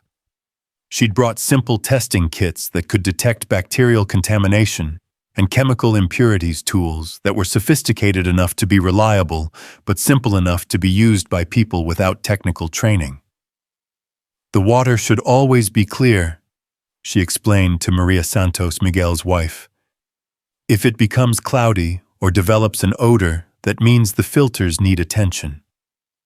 "And if we cannot fix it ourselves?" Maria asked.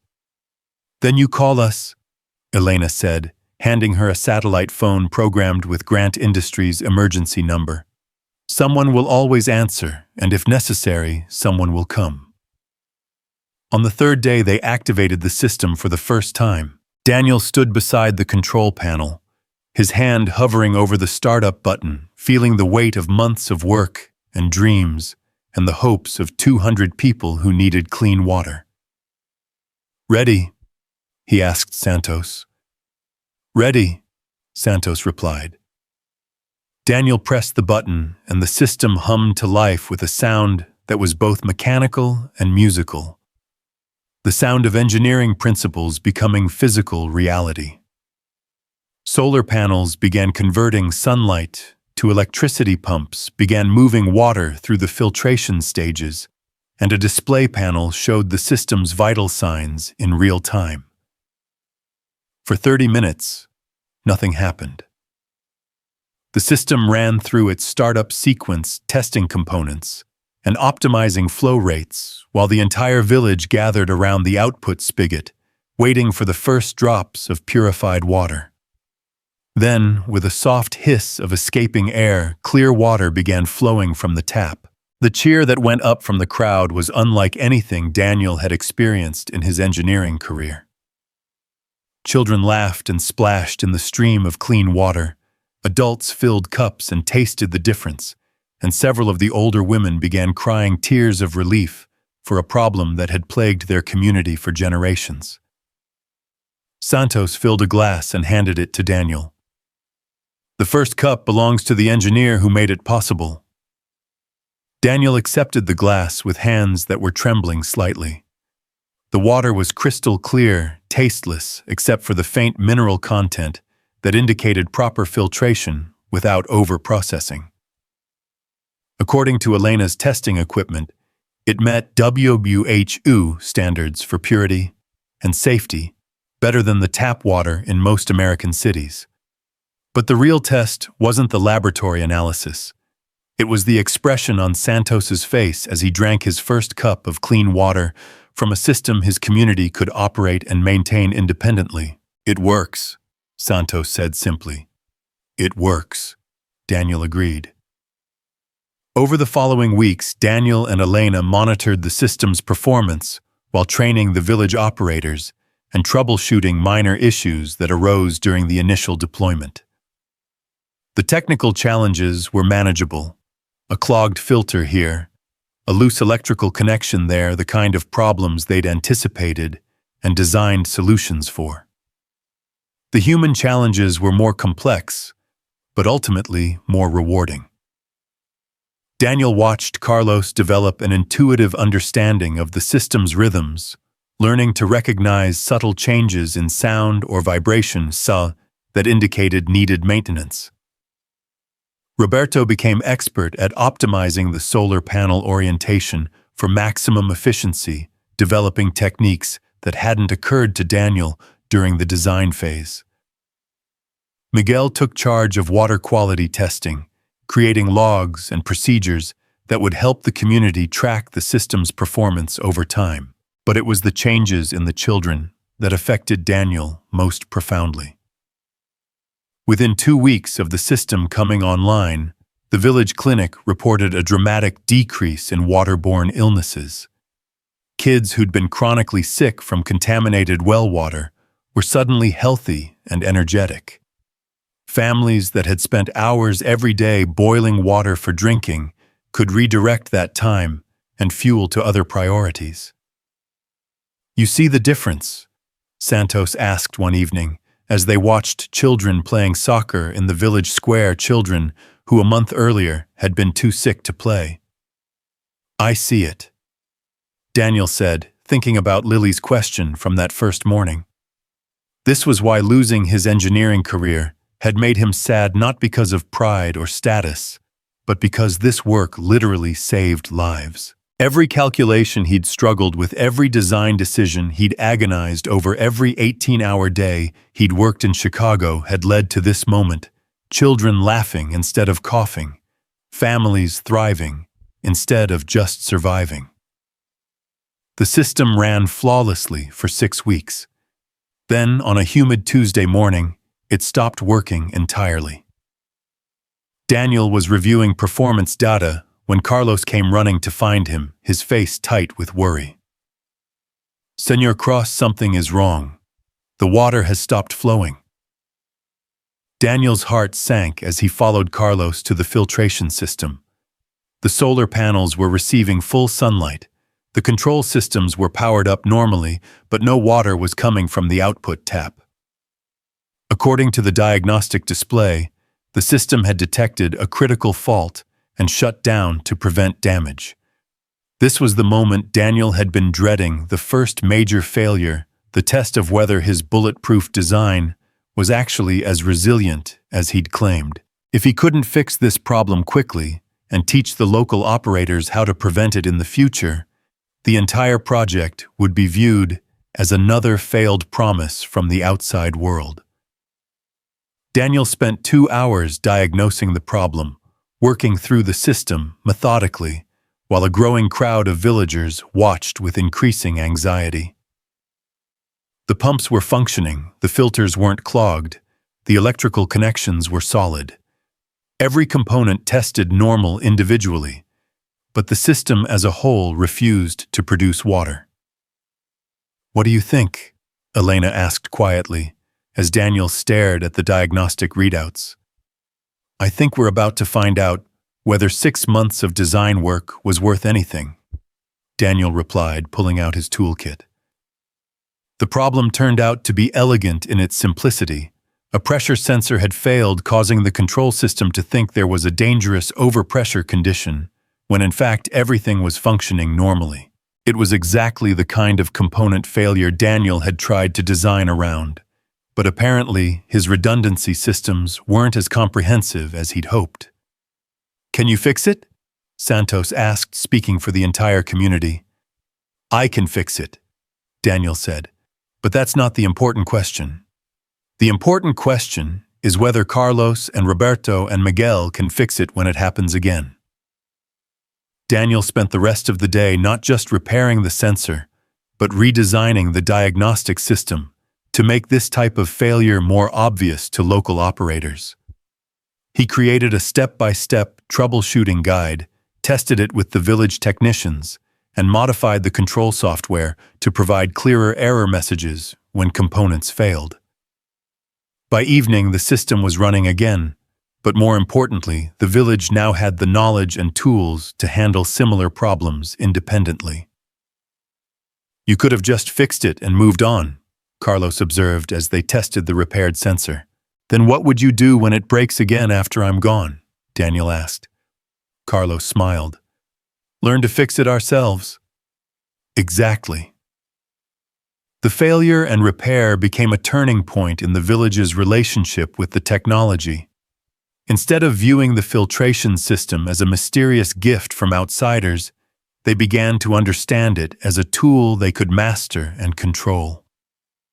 Daniel watched Roberto develop his own diagnostic procedures, saw Miguel create maintenance schedules that anticipated problems before they occurred, observed Carlos training other community members in basic repair techniques. This was what Daniel had dreamed of during those long nights in Chicago. Not just installing equipment, but transferring knowledge, not just solving problems, but teaching communities to solve their own problems. 2 months after the installation, Daniel felt confident enough to begin planning his departure. The system was running smoothly, the local operators were fully trained, and the village had developed its own routines for maintenance and quality control.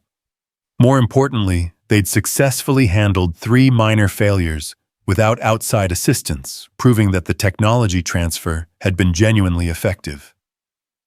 "We will miss you," Santos said on their last evening in the village, "but we are grateful that you trusted us to take care of the system ourselves."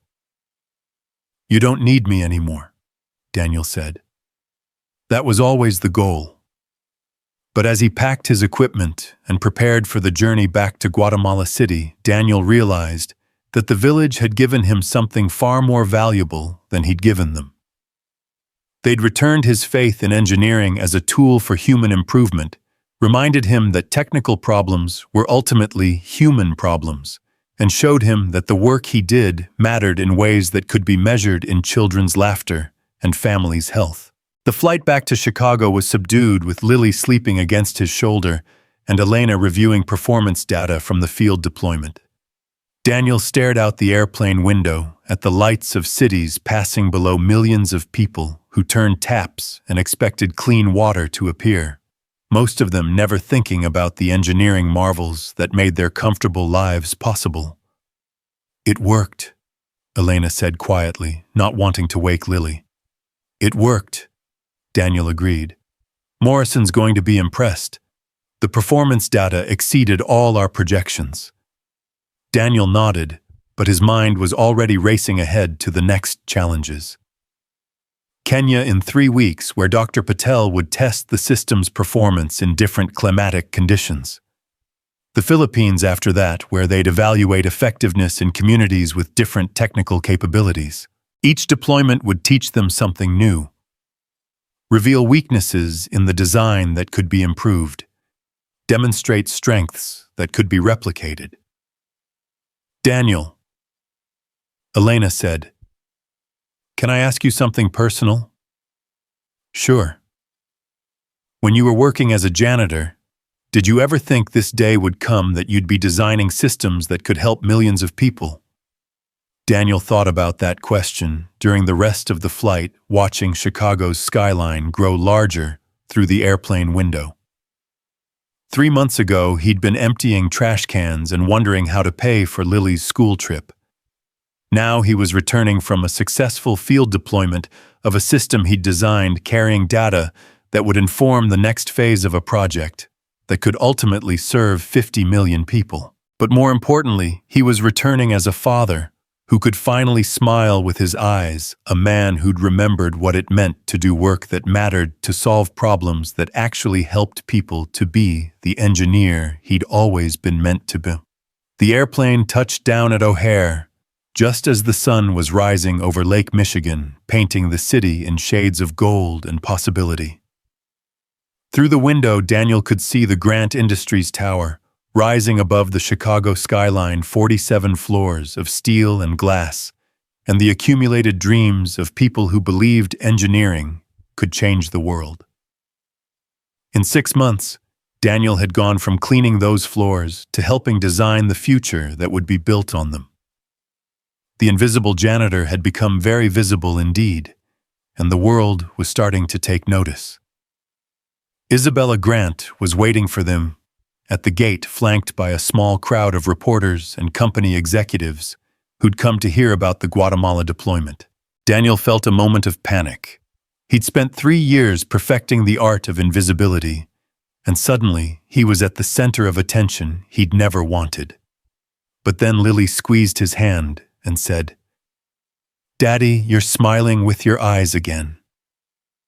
And Daniel realized that visibility wasn't something to be feared when you had work worth being seen for.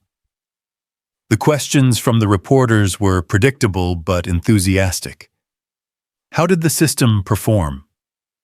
What were the biggest challenges? When would the technology be available for larger-scale deployment? Daniel answered as best he could, trying to balance technical accuracy with human story, explaining not just what they'd built, but why it mattered. "Mr. Cross," one reporter called out, "6 months ago you were working as a janitor. Now you're leading one of the most important infrastructure projects in Grant Industries' history. How do you explain that transformation?" Daniel looked at Isabella, who nodded encouragingly, then at Lily, who was watching him with the kind of pride he'd dreamed of seeing in her eyes. "I didn't transform," Daniel said finally. "I remembered who I'd always been. Sometimes life forces you to become invisible, but that doesn't mean you disappear. The engineer was always there, he was just cleaning toilets while he waited for the right opportunity." The crowd laughed, but Daniel could see that some of them understood the deeper truth. In a world that often equated worth with job titles and salary figures, his story was a reminder that talent and passion and the ability to solve important problems could be found in the most unexpected places. After the reporters left and the executives returned to their offices, Isabella walked with Daniel and Lily toward the baggage claim, the 3 of them moving through the airport crowds like a small family, returning from vacation. "How does it feel?" Isabella asked. "Different," Daniel said. "Good, different. Ready for Kenya." Daniel looked down at Lily, who was still clutching her notebook full of sketches and observations from their time in Guatemala. 3 months ago, the thought of traveling to Africa would have seemed impossible financially, logistically, practically. Now it felt like the natural next step in a journey that was just beginning. "Ready," Daniel said. The baggage carousel was crowded with travelers retrieving suitcases and golf clubs and the accumulated souvenirs of vacations and business trips. Daniel waited for their bags, simple luggage containing clothes and equipment, and the documentation of work that might ultimately change millions of lives. But the real transformation wasn't in the suitcases or the technical reports or the performance data Elena was so excited about. The real transformation was in the way Lily looked at him now, not as the sad man who cleaned buildings at night, but as the engineer who built systems that helped children in distant villages drink clean water. As they walked toward the parking garage, Daniel caught his reflection in the airport windows. For the first time in 3 years, he recognized the man looking back at him. The invisible janitor was gone forever. In his place stood an engineer who remembered what it meant to smile with his eyes, who had work that mattered, and who was just getting started on the journey that would define the rest of his life. 6 months later, Daniel stood on a makeshift platform in the center of Kibera, one of Nairobi's largest slums, watching children fill plastic jugs with crystal-clear water from the latest installation of his filtration system. The Kenyan deployment had exceeded even their most optimistic projections, not just in technical performance, but in community adoption and sustainable operation. Dr. Patel's modifications for the East African climate had worked flawlessly, and the local operators had developed innovations that Daniel was already incorporating into future designs. Beside him, Lily sketched furiously in her notebook, now filled with observations from 3 continents and a dozen communities. At 7 years old, she'd become something of an expert on water purification systems, able to explain the basic principles to curious visitors and spot potential maintenance issues that sometimes escaped the adults. "Daddy," she said without looking up from her drawing. "Mrs. Johnson says I know more about engineering than most high school students." Mrs. Johnson was Lily's new teacher, a British expatriate who'd volunteered to provide remote schooling during their extended field deployments. Isabella had insisted on hiring her after realizing that Lily's unconventional education was producing results that exceeded traditional classroom learning. "Mrs. Johnson is probably right," Daniel said, watching his daughter capture not just the technical details of the water system, but the joy on the faces of the children using it. "But don't let it go to your head." The crowd around them was larger than usual, not just community members but government officials, NGO representatives, and journalists who'd come to document what the international press had started calling the cross method. Daniel's approach to water purification had attracted attention not just for its technical elegance, but for its emphasis on community ownership and sustainable operation. Minister Patricia Wanjiku, Kenya's Secretary for Water and Sanitation, stepped up to the microphone that had been set up for the ceremonial activation. She was a formidable woman in her 50s who'd spent decades fighting for infrastructure improvements in underserved communities. 6 months ago, Minister Wanjiku said, her voice carrying across the assembled crowd, "Mr. Cross and his team promised us a water purification system that would work not just in laboratories, but in real communities with real challenges. Today we celebrate the fact that they kept that promise." The crowd applauded, and Daniel felt the familiar mix of pride and humility that accompanied these public moments. The success in Kibera wasn't just about engineering, it was about the dozens of local technicians who'd learned to operate and maintain the systems, the community leaders who'd organized training programs, the families who'd embraced new approaches to water safety and hygiene. "But more importantly," Minister Wanjiku continued, "this project has shown us that the best solutions come not from experts telling communities what they need, but from engineers who listen to what communities know they need." After the ceremony, Daniel found himself surrounded by the usual crowd of officials and reporters, all asking variations of the same questions. How scalable was the technology? When would it be available for wider deployment? What were his plans for expanding to other regions? The questions were important, but Daniel's attention kept drifting to a conversation happening at the edge of the crowd. Elena was speaking with Dr. Sarah Kimani, a Kenyan engineer, who'd been instrumental in the local deployment, and their discussion was clearly more than ceremonial small talk. "Excuse me," Daniel said to the reporter, who'd been asking about manufacturing costs. "I need to check on something." He made his way over to Elena and Dr. Kimani, arriving just as Elena was saying, "The filtration chemistry you've developed is brilliant. We should definitely incorporate it into the next generation design." Dr. Kimani smiled. "It's not brilliant, it's just adapted to local conditions. We have different mineral content in our groundwater, different bacterial challenges. The base system needed modifications to work optimally here." "That's exactly the point," Daniel said, joining the conversation. "Every deployment teaches us something we couldn't learn in a laboratory. Sarah, what you've done here isn't just a local improvement, it's going to make the system better everywhere." This had become Daniel's new understanding of engineering excellence, not the pursuit of perfect solutions designed in isolation, but the development of adaptive systems that improved through real-world implementation. Each community that adopted the water purification technology also contributed to its evolution, creating a feedback loop between human need and technical capability.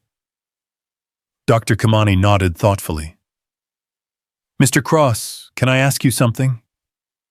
When you were designing the original system, did you anticipate this level of local innovation? Daniel considered the question carefully. I hoped for it, he said finally. The whole point of making the system modular and maintainable was to enable communities to adapt it to their specific needs. But honestly, I've been amazed by the improvements you and others have developed. That's because you designed it to be improved, Dr. Kimani said. Most systems are designed to be perfect from day one, which means they can't evolve. Yours was designed to learn. The observations stayed with Daniel as they prepared for their next deployment, the Philippines, where they'd be testing the system's performance in coastal communities, dealing with saltwater intrusion and typhoon-related infrastructure challenges. Each location presented unique engineering problems, but more importantly, each community offered unique insights into how technology could be adapted to serve human needs more effectively. 2 weeks later, Daniel and Lily were on another airplane, this time bound for Manila. The routine had become familiar, the long flights, the careful packing of equipment and documentation, the mixture of excitement and anxiety that accompanied each new deployment. But this trip felt different, charged with a significance that went beyond technical validation. Daddy, Lily said as they flew over the Pacific. Elena told me something interesting about the Philippines project. What's that? She said this might be the last testing deployment, that if it works here, the system will be ready for mass production. Daniel nodded. They'd been building toward this moment for almost a year, the transition from prototype testing to full-scale implementation. If the Philippine deployment succeeded, Grant Industries would begin manufacturing thousands of units for distribution across the developing world. How does that make you feel? Lily asked. It was a surprisingly sophisticated question from a 7-year-old, but Lily had been asking sophisticated questions since she could speak. Traveling the world and observing engineering projects had only sharpened her ability to see the big picture. Excited, Daniel said, and terrified. Why terrified? Daniel thought about how to explain the weight of responsibility he felt. Because if we've made mistakes in the design, those mistakes will be replicated thousands of times. If we haven't anticipated certain problems, those problems will affect hundreds of communities. But if you've done it right, if we've done it right, millions of people will have access to clean water who didn't before. Lily nodded gravely, as if she understood the magnitude of what hung in the balance. Then she brightened. But you have done it right, haven't you? I mean, it worked in Guatemala and Kenya. It worked in Guatemala and Kenya, Daniel agreed. But the Philippines will test different aspects of the system. Saltwater corrosion, typhoon resilience, humid climate effects on the electronics. The truth was that Daniel felt more confident about this deployment than any previous one. The system had been refined through 2 successful field tests, incorporating improvements and adaptations that addressed real-world challenges they couldn't have anticipated during laboratory development. More importantly, they'd developed training protocols and community engagement strategies that had proven effective across different cultures and technical capabilities. But confidence and certainty were different things, and Daniel had learned to be wary of certainty in engineering. The best solutions were often discovered through failure and adaptation, not through perfect initial design. The Philippine deployment took place in Barangay Sagrada, a coastal community of about 300 people on the island of Luzon. The village had been devastated by Typhoon Paolo 2 years earlier, and while the physical infrastructure had been rebuilt, the community was still struggling with contaminated groundwater and unreliable access to clean drinking water. Captain Rosa Delgado, the village leader, greeted them with the kind of pragmatic skepticism Daniel had learned to appreciate in community officials. She'd seen promises before, watched well-meaning projects fail due to poor planning or inadequate follow-through. Mr. Cross, Captain Delgado said, as they surveyed the installation site. "I must be honest with you. We have had engineers here before. They build systems, they leave, and within 6 months, the systems break and cannot be repaired." "I understand," Daniel replied. "That's why we're not leaving until we're confident your people can maintain this system independently. And if it fails after you leave, then we come back," Daniel said, "as many times as necessary." Captain Delgado nodded slowly. "You said the same thing in Kenya, according to Minister Wanjiku. She spoke very highly of your work there." The installation in the Philippines presented unique challenges that tested every aspect of the system's design. The high humidity wreaked havoc on electronic components, requiring modifications to the control systems and protective enclosures. Salt spray from the nearby ocean accelerated corrosion of metal components, leading to design changes that would improve durability in all coastal installations. The community's experience with typhoons meant they needed systems that could be quickly disassembled and protected when severe weather threatened. But the most significant challenge was cultural rather than technical. The Philippines had a rich tradition of bayanihan community cooperation in solving problems that required Daniel to approach technology transfer differently than he had in Guatemala or Kenya. Instead of training individual operators, he needed to develop systems that the entire community could understand and maintain collectively. Elena worked with local women's groups to establish water quality monitoring protocols, while Daniel collaborated with the village's skilled craftsmen to adapt maintenance procedures to local tools and materials. Lily, meanwhile, had appointed herself as the community's unofficial engineering translator, helping bridge communication gaps between the technical team and local residents who spoke limited English. "Uncle Daniel," said Rico Mendoza, one of the village's master fishermen, who'd volunteered to learn the system's operation, "this machine is very different from what we expected." They were standing beside the filtration unit during its first week of operation, watching the steady stream of purified water that had quickly become the center of community life. Children lined up with containers every morning. Families had established new routines around water collection and storage, and the village health clinic was already reporting fewer cases of waterborne illness. "Different how?" Daniel asked. "We thought it would be complicated like the machines the government brought after the typhoon. Those machines needed specialists to operate special tools to repair. This machine, it wants to work with us, not against us." The observation captured something essential about Daniel's design philosophy that he'd never been able to articulate clearly. The best engineering solutions didn't fight against human nature or local conditions. They worked with both creating harmony between technical capability and human need. 3 months into the Philippine deployment, Daniel received a call that changed everything.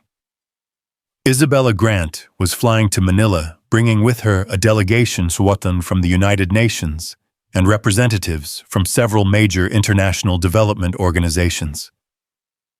The water purification project had attracted global attention, and there was serious discussion about implementing the technology on a massive scale.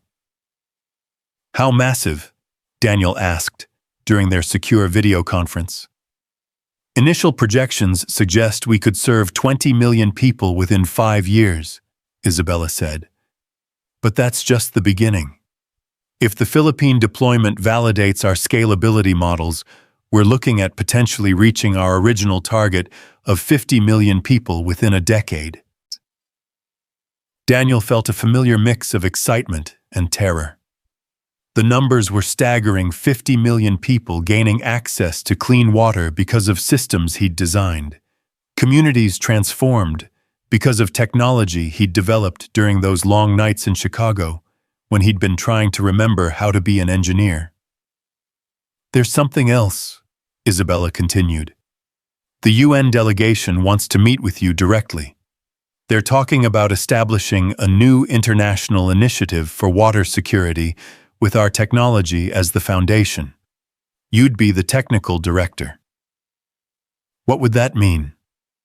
It would mean leaving Grant Industries, Isabella said. Not immediately, but within a year or two. You'd be heading up a new organization focused specifically on water security in underserved communities. Unlimited budget global mandate, direct support from member nations. Daniel stared at the video screen, trying to process the implications. A year ago, he'd been pushing mops and emptying trash cans. Now he was being offered the opportunity to lead a global initiative that could transform how the world approached one of its most pressing challenges.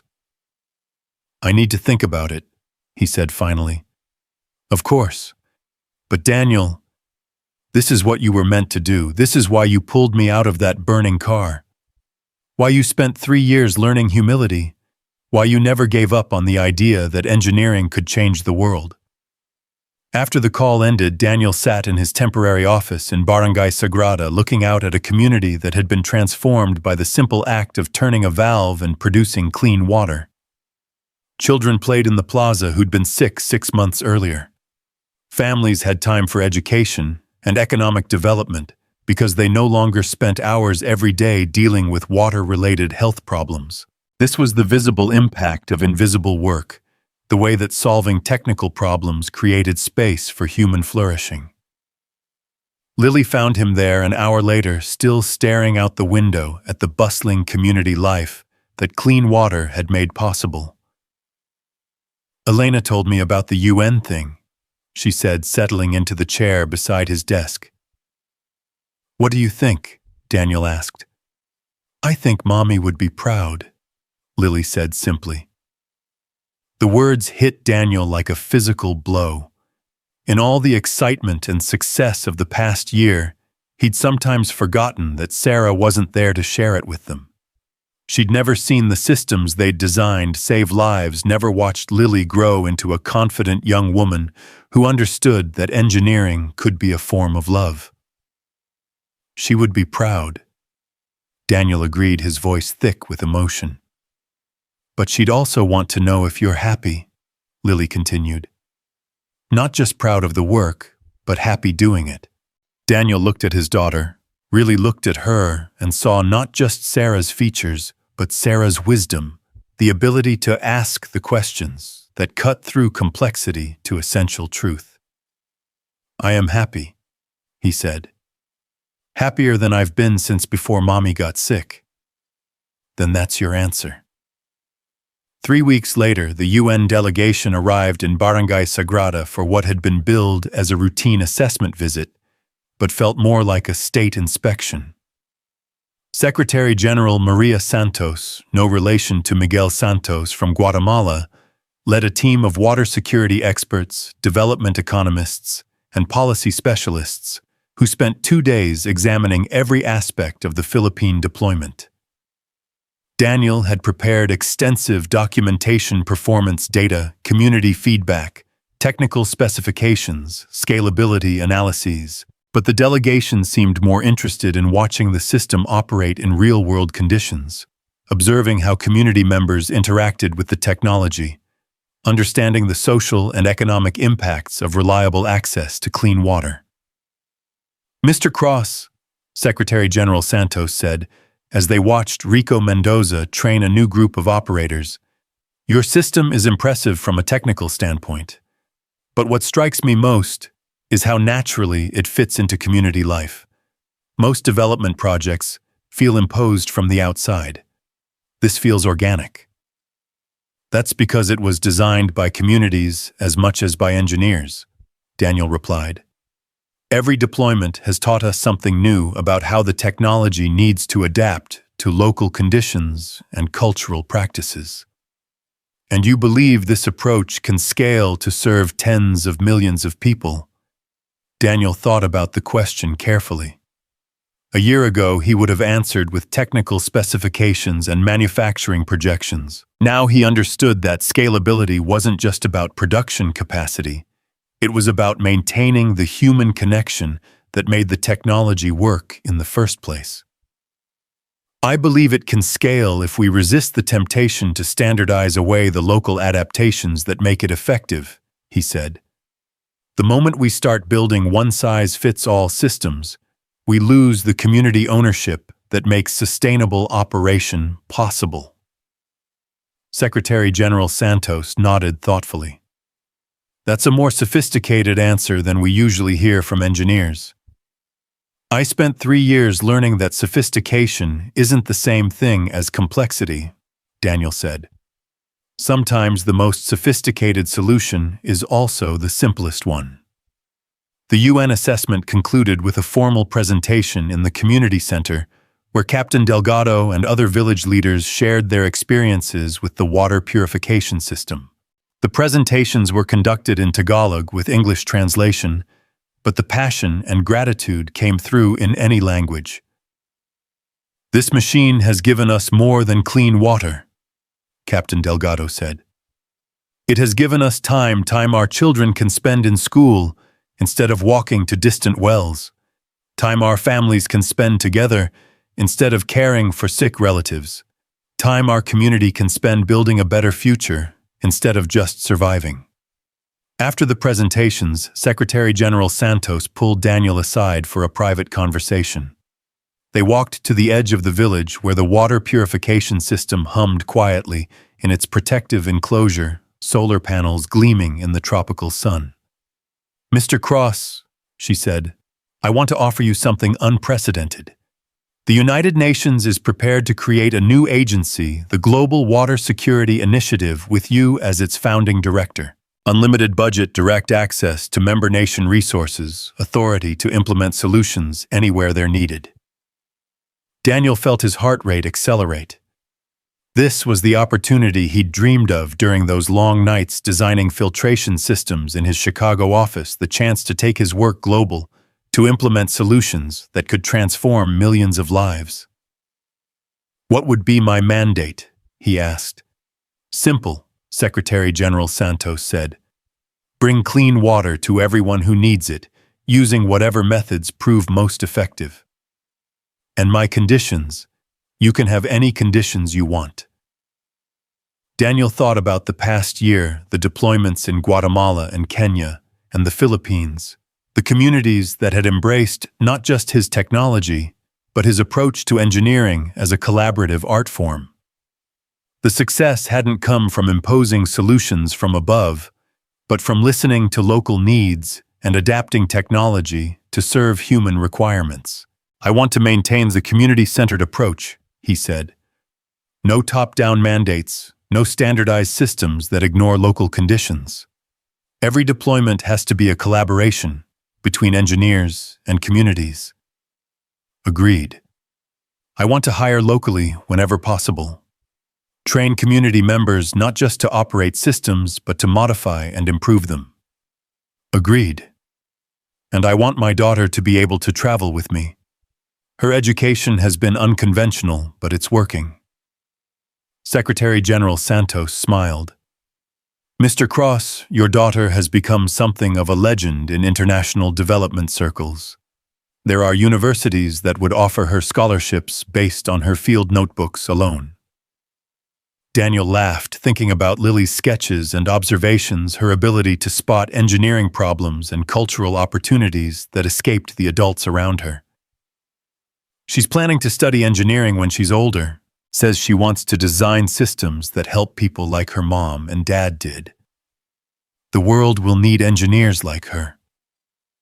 That evening, Daniel sat with Lily on the beach near Barangay Sagrada, watching the sun set over the South China Sea. The village behind them was alive with the sounds of community life, children playing, families preparing dinner, the gentle hum of the water purification system that had become the heart of their transformed daily routine. So you're going to take the job? Lily asked. I think so, Daniel said. What do you think? I think it's what Mommy would want you to do, Lily said. And I think it's what you want to do too. Even if it means more traveling, more time away from a normal life. Lily gestured toward the village where families were gathering around the water station for their evening collection ritual. Daddy, this is our normal life now, and I wouldn't trade it for anything. Daniel pulled his daughter closer, feeling the warm breeze off the ocean and listening to the sounds of a community that had been transformed by something as simple as access to clean water. A year ago, he'd been invisible, a janitor cleaning buildings, while the world's important work happened around him. Now he was on the verge of leading a global initiative that could change millions of lives. But the real transformation wasn't in his job title or his responsibilities, or the recognition he'd received from international organizations. The real transformation was in remembering who he'd always been, an engineer, who believed that technical problems were ultimately human problems, a father who wanted to show his daughter that work could be a form of love, a man who'd learned to smile with his eyes again. 6 months later, Daniel stood at the podium in the United Nations General Assembly Hall in New York, delivering his first report as director of the Global Water Security Initiative. Behind him, a massive screen showed photographs from water purification installations around the world: Guatemala, Kenya, the Philippines, and dozens of other communities that had embraced the technology and made it their own. In the past 18 months, Daniel said, his voice carrying to delegates from 193 member nations, we have installed water purification systems serving over 500,000 people. But more importantly, we have proven that the most sophisticated engineering solutions are often the simplest ones, technologies that work with communities instead of being imposed upon them. In the audience, Isabella Grant sat with the Grant Industries delegation, smiling as she watched the man she'd pulled from invisibility address the leaders of the world. Beside her, Elena Vasquez and Dr. Patel compared notes on the latest technical innovations emerging from field deployments. At the back of the hall, Lily Cross sat with Mrs. Johnson, sketching the proceedings in her notebook and quietly correcting the technical accuracy of the simultaneous translations. Our goal, Daniel continued, remains unchanged from the day we began this work. 50 million people with access to clean water within the next decade. But we've learned that numbers alone don't capture the true impact of this initiative. Every family that no longer loses children to waterborne disease, every community that can redirect time and energy from survival to development, every village that takes ownership of its own technological solutions, these are the real measures of our success. The applause that followed was polite but enthusiastic, the kind of response that suggested genuine appreciation rather than diplomatic obligation. As Daniel left the podium, he was surrounded by the usual crowd of reporters and officials and representatives from organizations wanting to partner with the Global Water Security Initiative.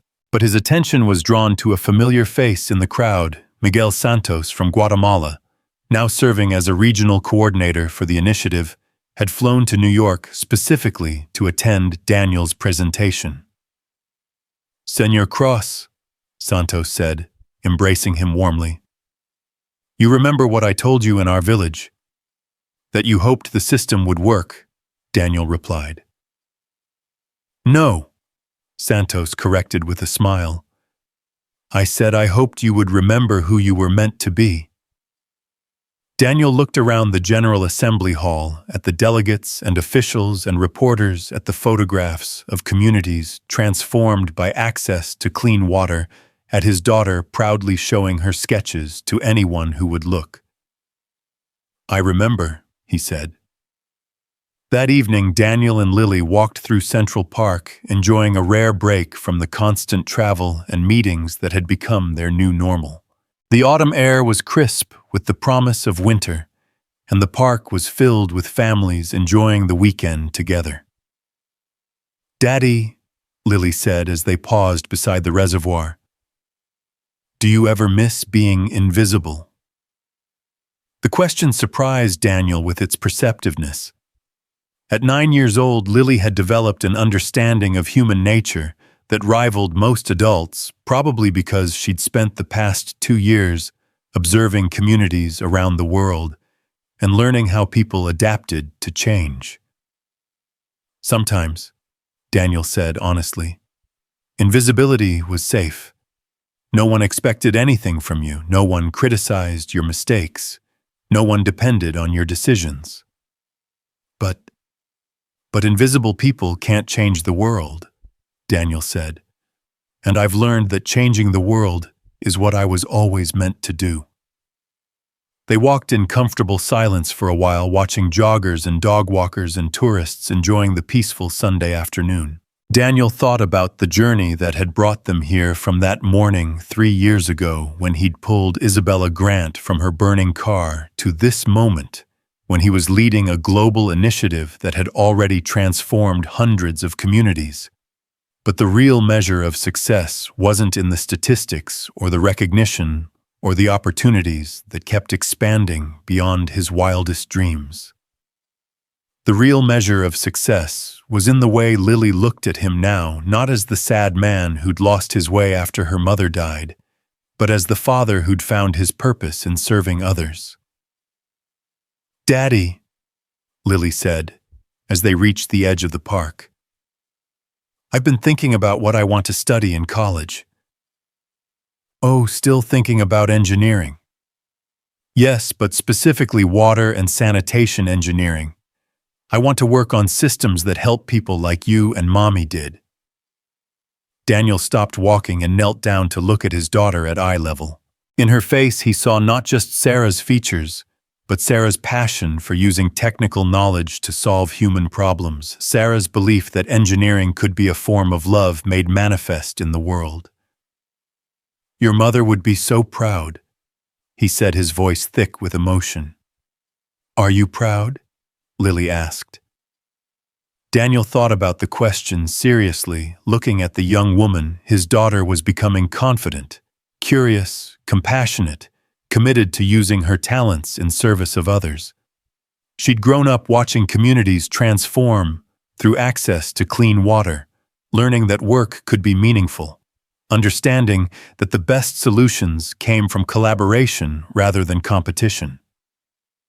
"I'm not just proud," Daniel said. "I'm amazed. You've become everything your mother and I hoped you would be." As they walked home through the streets of Manhattan, Daniel reflected on the strange trajectory that had brought them to this point.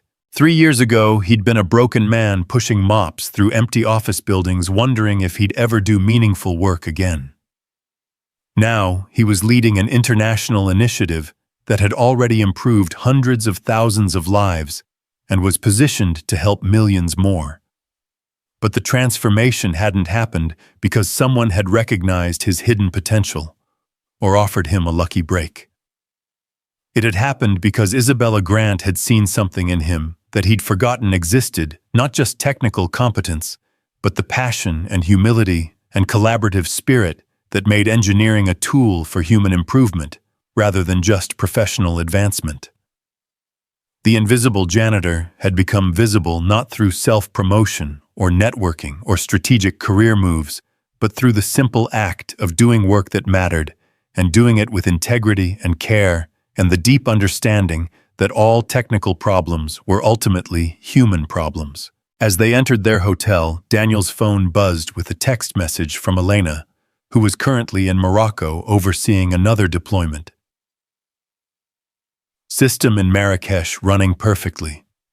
Community has already made 3 improvements we never thought of. When are you coming to visit?" Daniel smiled, thinking about the dozens of communities around the world where his water purification systems were humming quietly in the background of daily life, providing the clean water that made everything else possible. Each installation was unique, adapted to local conditions and cultural practices, maintained by people who understood that technology worked best when it served human needs rather than imposing external requirements. "Where are we going next?"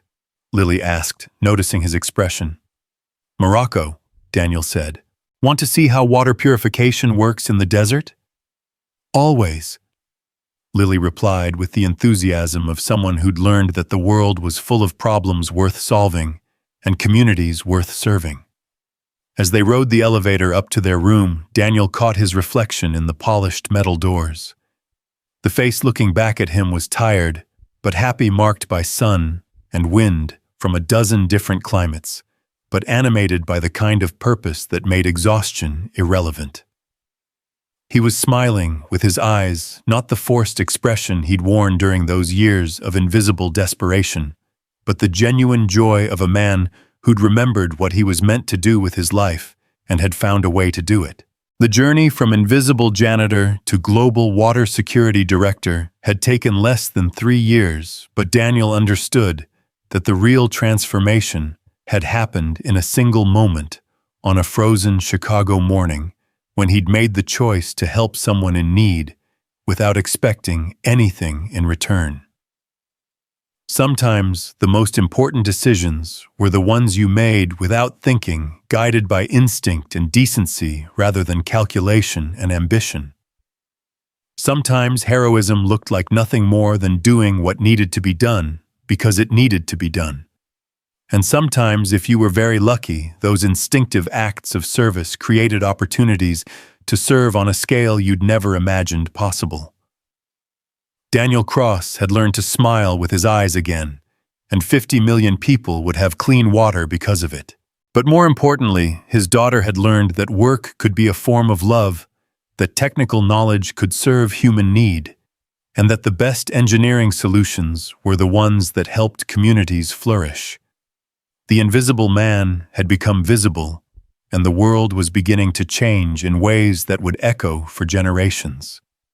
Through their hotel window, Manhattan sparkled in the darkness.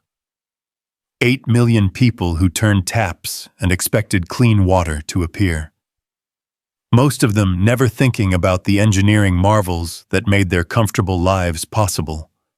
But somewhere in Morocco, in Guatemala, in Kenya, in the Philippines, and in dozens of other communities around the world, families were gathering around water stations that carried Daniel Cross's signature, simple, robust, community-owned systems that would keep working long after their designer had moved on to the next challenge. The janitor's story had become a legend, but more importantly, his work had become a legacy that would outlive any individual recognition or professional achievement. And in the morning, he and Lily would board another airplane bound for another community that needed clean water and the kind of engineering solutions that worked with people rather than being imposed upon them. The invisible man's journey was far from over. In fact, it was just beginning.